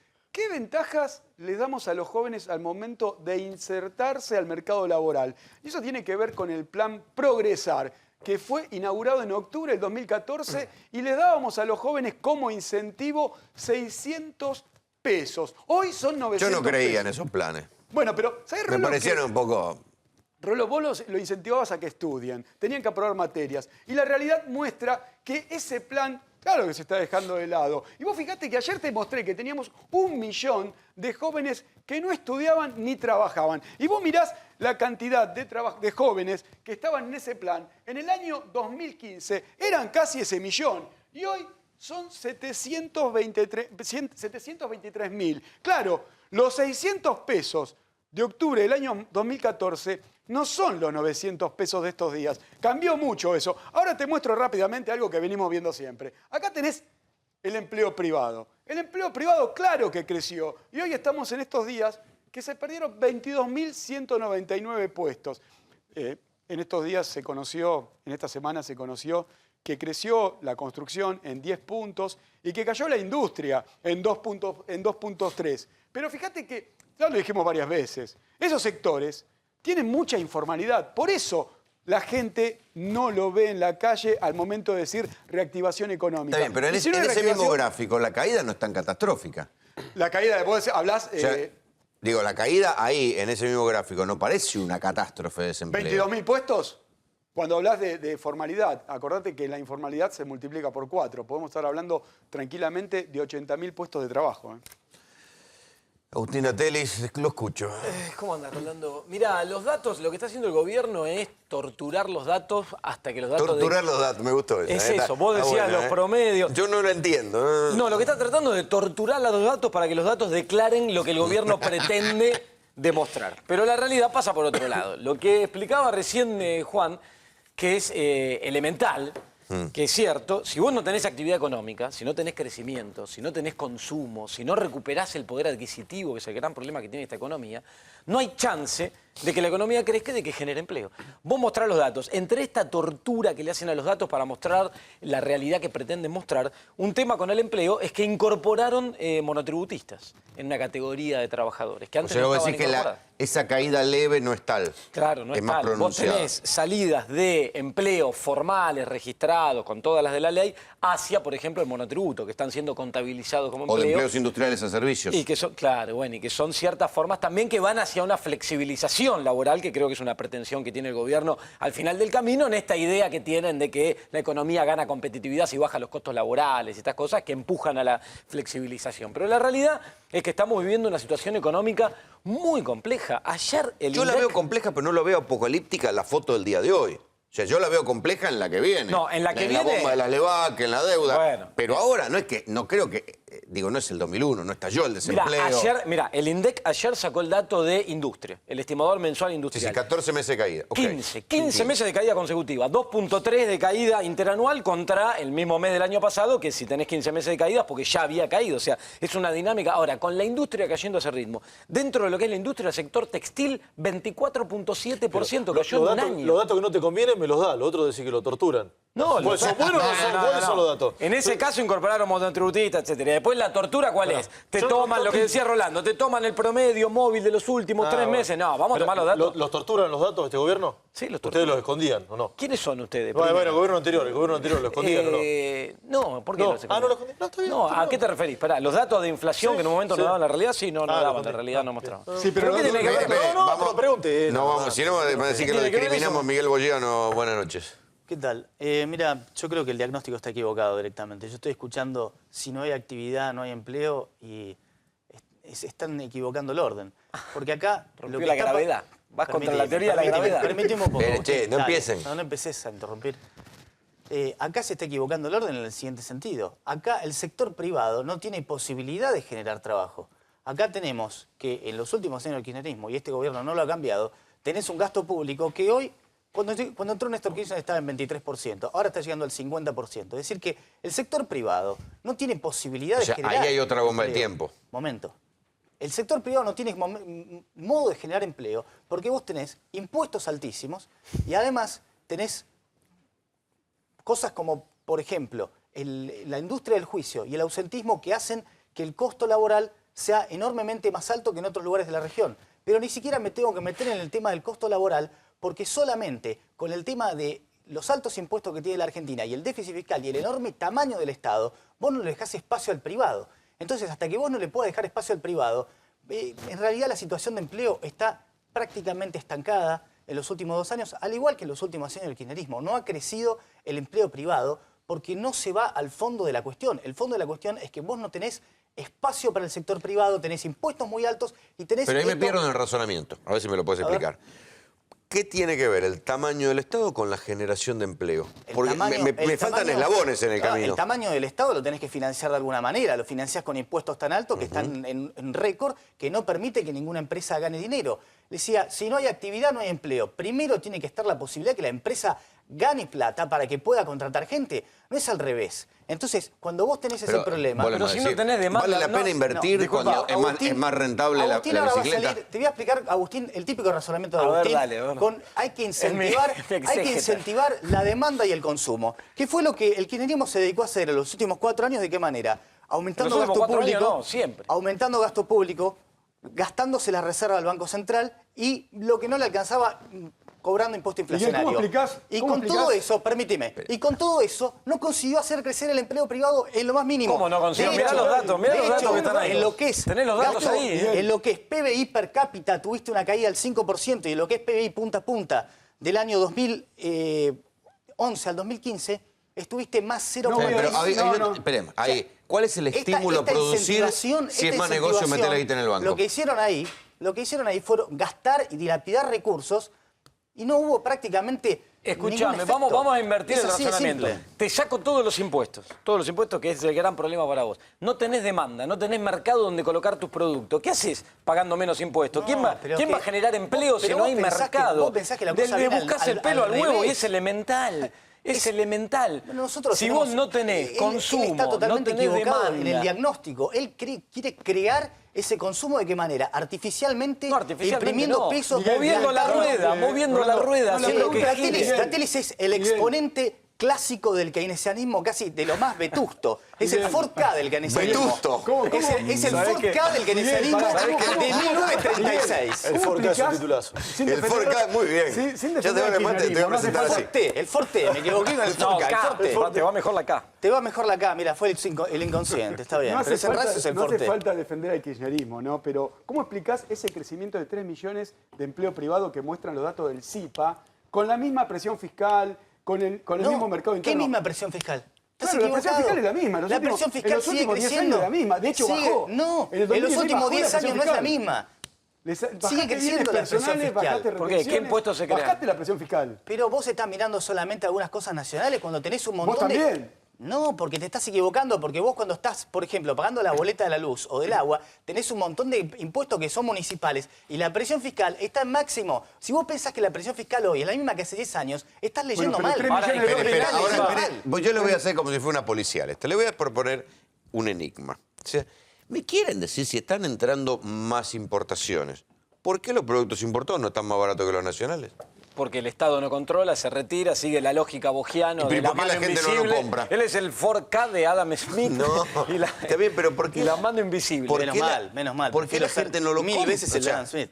lo dejarían de comprar y las cosas siguen subiendo. Hay algo que está mal, muchachos, y nadie me lo logra explicar.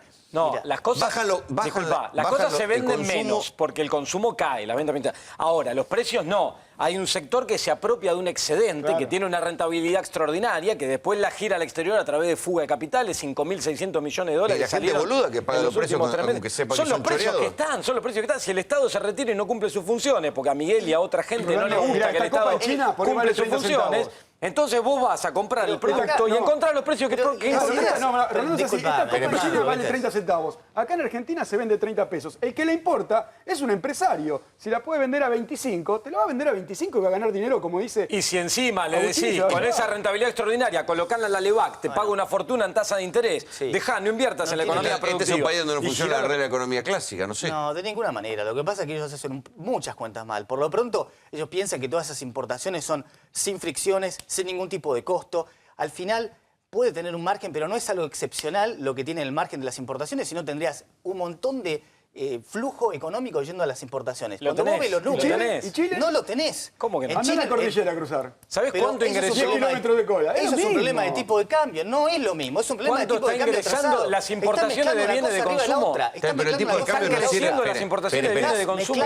¿Por qué el tipo de cambio no sirve para las ¿Me importaciones? dejas hablar de una cosa a la vez? Porque si no es muy difícil. Explícame los 3 millones. Entonces, primero. Estamos hablando de Bueno. importaciones. Ponete Espere, de acuerdo, espere, porque vamos. es una picada arriba de la otra. Si el dólar está barato también para los importadores, ¿por qué lo que se importa no es más barato que lo que se produce acá con una carga impositiva fuerte? Porque te está pasando eso. De todas maneras, en términos de importaciones, no es que estás teniendo un crecimiento dramático como marcan acá. Eso lo ves en los números. No hay el crecimiento dramático ¿Cómo que que ellos no? ostentan de importaciones. ¿Pero cómo que no? Para nada. ¿Los datos Eso- del INDEC vos le creés ahora al INDEC? Bueno, agarrá los datos Agustín, del INDEC. Pero los datos ¿Sabés del INDEC cuánto no te entró? marcan que vos California y tengas 70 tanques un enorme 50% ingreso de importaciones. de Eso es así. vehículos, autos terminados que Autos, se están California, vendiendo más. ¿Cuánto entraron? termotanques. 64% aumentó. Agustín, El Argentina último es dato contra el mismo del año anterior. Es ¿Cuánto exportador neto de aumentó autos. los bienes de Acá consumo? lo que pasa es que vos tenés el problema de justamente, como tenés atraso cambiario, pero discutamos por qué tenés atraso cambiario que trae un montón de Por la otras bicicleta cosas. financiera. No es por la bicicleta financiera. ¿no? ¿Por qué? No, señor. Es por el Endeudamiento. gasto público. Es por el gasto Endeudamiento. público que se está financiando con gasto externo. público. ¿Qué Por es gasto supuesto. público? Por el ¿Sabés por qué gasto tenés el público, dólar retrasado? Porque tenés vos tenés un gasto aluvión, público, una avalancha de entrada de tenés- dólares. no es para porque el- tus no es para amigos las del Banco LEVAC. Central No es le para pagan las LEVAC. 25% en dólares No es a los para las capitales LEVAC. internacionales. El aluvión de dólares lo tenés porque tenés que financiar un déficit fiscal altísimo que lo está financiando con deuda externa. Pero no es el aluvión de dólares para justamente... ¿No entran las capitales LEVAC. especulativos a la Argentina? No es capitales especulativos mayormente. Lo que tenés es las ¿Cómo no es provincias mayormente? financiando gasto corriente. Pero agarrá los datos Tenés del las balance de provincias pago financiando gasto de inversión de corriente, Agustín. portafolio. Están Es así. entrando a ¿El ritmo gobierno desenfrenado. podría, si quisiera, hacer subir el dólar? Sí, el gobierno le es caro hacer ¿O no subir lo el haría dólar. por inflación? Le es caro hacer subir el dólar, lo hace en alguna medida porque lo que tendría que hacer es imprimir pesos, comprar dólares y volver a sacarlos a través de la absorción ¿Qué de las gobierno LEVAC. brasilero decís, Rolando, que puede hacer subir el dólar? ¿O el gobierno argentino? ¿Y El acá? gobierno argentino, porque no sé si lo va a subir por culpa de Brasil el dólar, el gobierno. ¿eh?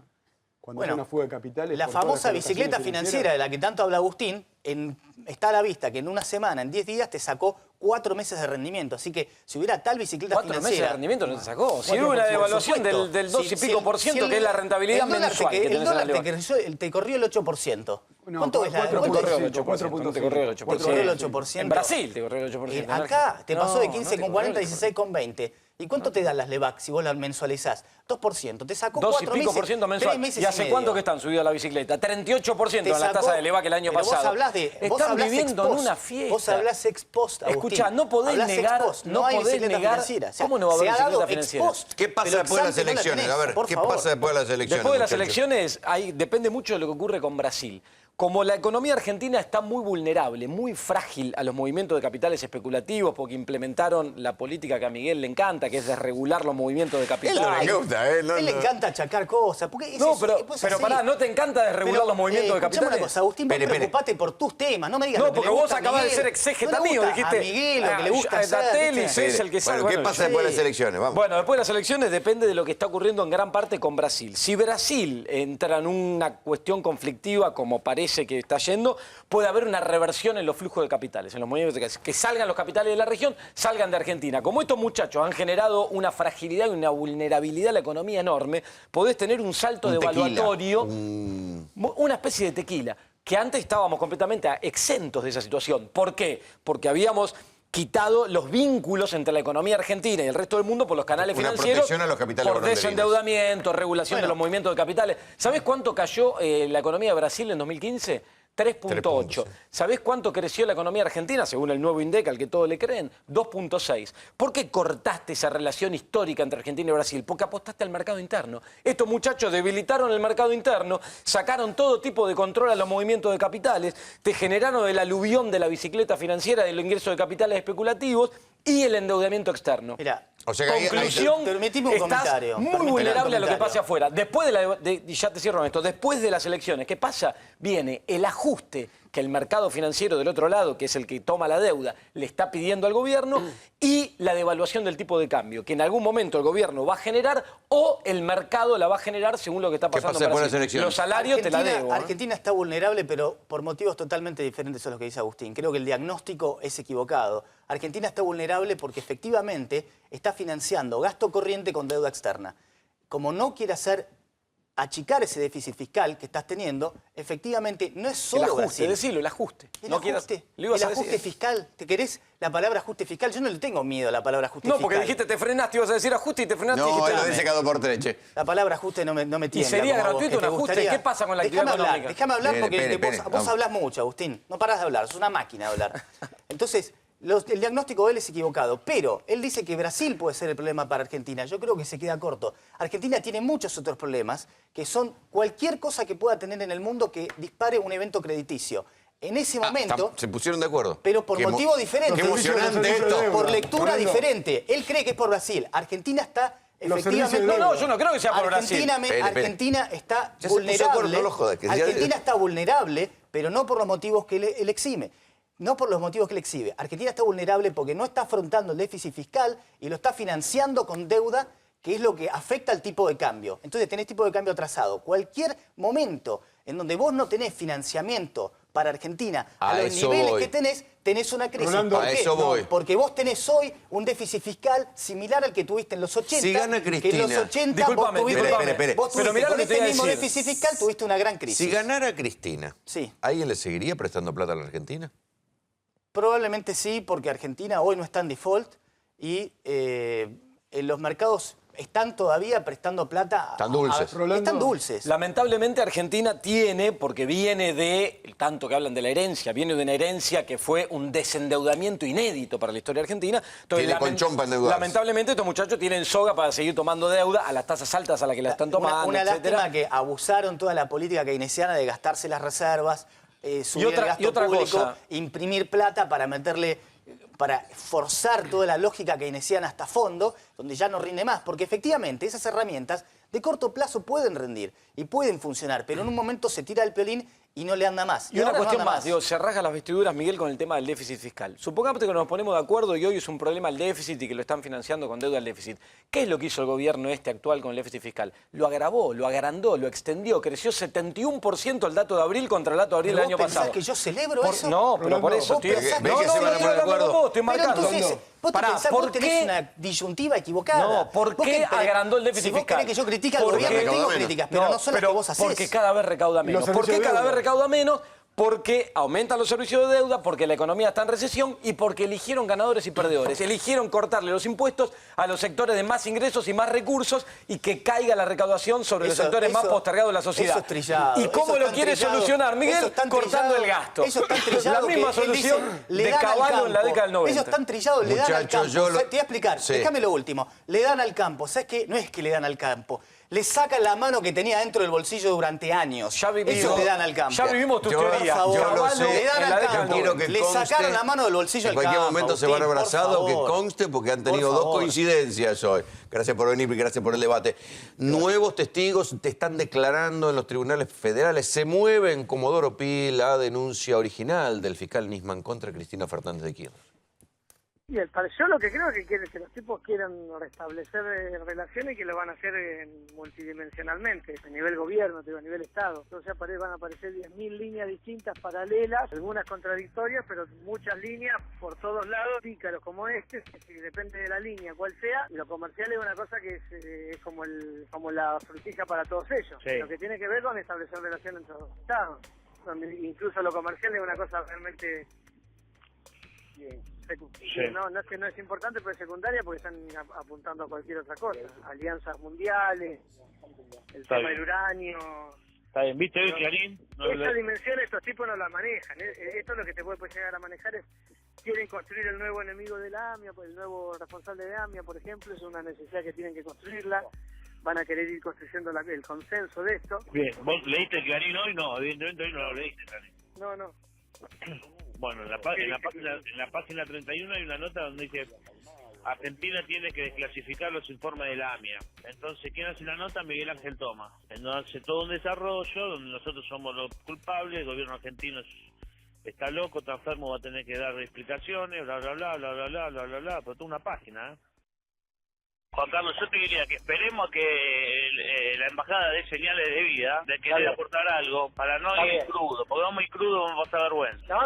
No, evidentemente, pero además hay un riesgo evidente en función de que hubo una visita de los muchachos a un lugar que lo dimos de profeso para que caigan. Bueno, están como locos, ya te voy a decir, están como locos. Están haciendo llamadas sugestivas, están amenazando, así que... Tal cual.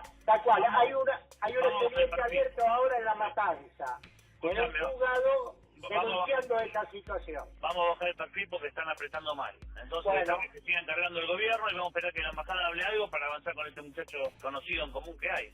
Bueno, de cualquier manera, te digo, Francisco Esposibarro le manda al hermano todos los mensajes de lo que estamos diciendo. No se pierde nada. Quiere decir que la presidenta sabe todo lo que estamos hablando. No, más absolutamente todo. Más vale que la presidenta sabe todo. Si yo ya tuve una reunión con Porcaro, Juan Carlos, tuve una reunión con Porcaro y los dos me pidieron lo mismo. Silencio, calmate, callate. Entonces estoy tratando de cerrar el culo lo más posible. Bueno, Yusef, me parece bárbaro, hermano.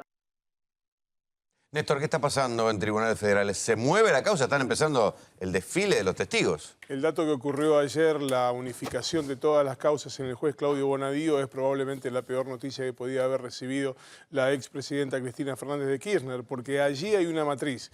Bonadío ya dijo que una decisión de política económica puede ser un delito, estamos hablando de la causa dólar futuro. Entonces, con esa lógica, una decisión de política internacional también podría ser delito. El razonamiento es más o menos lineal. Lo que se viene más tarde o más temprano será el llamado indagatoria de la expresidenta en esta causa. La expresidenta tiró una bomba hoy en la causa y no es menor. Reflotó un expediente del año 2010 en el que el tándem Nisman-Estiuso advertían sobre una presunta maniobra del juez Claudio Bonadío para apartarlo a Nisman de la UFI-AMIA e incluso para poner en riesgo su seguridad. ¿Existió ese escrito? La causa existe, la causa tiene nombre, tiene número y figura desde 2010. ¿Qué es lo que dice básicamente? Mira, ¿Y los camaristas que mandaron la causa para Bonadío no lo saben? Es que para Bonadío no es causal de inhibición. Mira, lo contamos muy brevemente. En el año 2010 el comisario Jorge Elfino Palacios estaba detenido por la causa de las escuchas telefónicas que tenían, en algún momento estuvo procesado Mauricio Macri. Palacios responsabilizaba a Nisman y le dijo a Bonadío, según la denuncia, le dijo a Bonadío que había que hacer algo para correr a Nisman de la UFI para recuperar la libertad. Ahí arrancó la investigación que no ha tenido mucho movimiento, pero que es la causa que hoy reflotó la expresidenta. Uno de los que fue a declarar ya en ese expediente es Eduardo Valdés, que fuera embajador en el Vaticano. Buenas noches. Buenas noches. ¿Pasaste por ahí a declarar? Fui el primero de una lista de 36. ¿Por qué a ti? Yo fui jefe de gabinete de la Cancillería entre el 2003 y el 2005. Supongo, bueno, me preguntaron cuál había sido, dentro de mis actividades, si había tenido acción o 2003-2005 que estaba Bielsa. Rafael Bielsa. Si había tenido actividad con el tema Irán y todo esto. Bueno, conté que sí, que efectivamente... Que Cristina iba a la Foro de Naciones Unidas y pedía la captura de los iraníes. Bueno, en el año 2003 se produce la detención del embajador iraní en la Argentina en los tiempos del atentado, que fue Solem Maipur, en Inglaterra, ante un pedido de Interpol que hace el juez Galeano. Y ante esa detención, la Cancillería iraní nos propone a la Cancillería argentina que viajaría a Buenos Aires el consejero legal de la Cancillería iraní, es decir, la máxima figura jurídica, con la idea de ponerse a derecho. Lo que nos pedían era si nosotros, la Cancillería argentina, podía hacer de colchón y generar una reunión dentro de la Cancillería entre el juez de la causa y el consejero legal. Efectivamente se hizo, se predispuso muy bien el doctor Galeano y se hizo una reunión que yo coordiné donde manifestó el consejero legal que ellos querían ponerse a derecho, que querían contestar los exhortos, pero los exhortos tenían, a su entender, la primera parte calificaban muy negativamente a los líderes religiosos iraníes, que después no les pedían que los extraditen, pedían a otras personas, como Solem Maipur, el embajador, fundamentalmente pedían personal diplomático, pero calificaban con diatriba, según ellos, a sus líderes religiosos que no estaban imputados, que no los imputaban, y que por la ley de Sharia, que es la ley islámica, no podían ni siquiera leer ese exhorto, por lo tanto no lo iban a poder escribir. Le pidieron eso al juez, que si él sacaba las partes que hablaban mal de sus líderes religiosos y ponía nada más que lo que calificaba... O sea que había una negociación previa. Inclusive Ahora, ellos fueron a ver a un abogado, un estudio jurídico importante, el doctor Jerome, para ponerse a derecho. Y bueno, después vino el juicio político a Galeano. Esas negociaciones y lo que pasó después, ¿a vos te da que fue algo espurio, algún delito, o estaba dentro de los márgenes de la diplomacia? El que sería algo espurio. Y lo que arranca esa discusión, una discusión con representantes legales iraníes, y después el memorándum que intenta traer, por lo menos era lo que decía el gobierno, intenta traer a los iraníes a declarar acá. Tan fue importante esa reunión con el consejero legal Beyarbean, que después Irán lo hizo embajador en Buenos Aires entre el 2006 y el 2010. O sea, la máxima autoridad jurídica de la Cancillería iraní, vino acá como embajador 4 años a partir de esto. Pero hay algo que no se entiende. ¿O son negociaciones o es traición a la patria? No, pero vamos a... ¿Dónde nos paramos? Vamos por partes. Se ensayó esa tesis, se ensayó otra, todas fueron públicas, ¿eh? Se ensayó ¿se acuerdan? La situación Lockerbie, que era una idea de Rafael Bielsa, que el presidente Kirchner estuvo de acuerdo con la condición de que las organizaciones de familiares de víctimas de AMIA estuvieran de acuerdo, que era un tercer país donde, como había sido en el caso de Libia y Estados Unidos por aquel avión que voló, bueno, en este caso el tercer país sería Marruecos, aceptó Marruecos, pero después las organizaciones de familiares pidieron que no estaban de acuerdo ir a ese tercer país. Pero siempre estuvimos activos en poder encontrar. Acá la clave era que Irán se pusiera derecho y se pudiera investigar.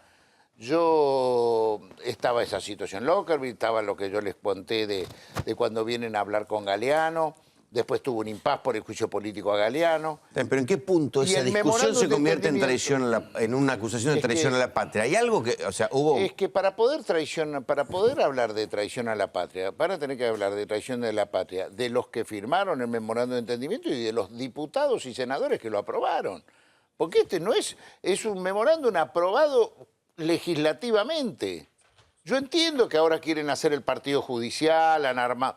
Pero me parece que están tirando demasiado de la soga, a mi entender, de querer reabrir cosas entre la muerte de Nisman, el memorándum de entendimiento, todas cosas que hay muchos fallos de jueces preexistentes que esto no era delito.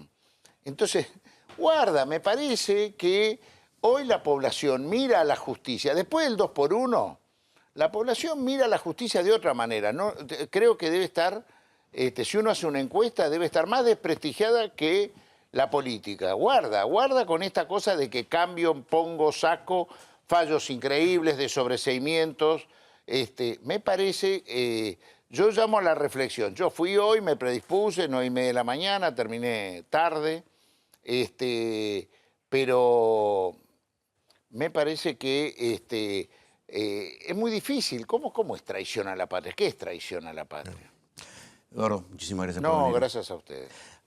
Néstor, una novedad de último momento. Hoy fue designada como presidente del Tribunal de Disciplina del Colegio Público de Abogados la abogada Silvia Javif, es representante de una agrupación opositora a la que hace más de 10 años gobierna el Colegio Público de Abogados. Es la primera vez que ocurre que una integrante opositora preside el Tribunal de Disciplina. Así nos vamos. Esta fue tercera posición. Buenas noches. Accede al auto que siempre soñaste. Conoce Auto Advance. Todos los modelos, amplios planes de financiación y un equipo de ventas listo para asesorarte. www.autoadvance.com.ar. Auto Advance lo hace posible.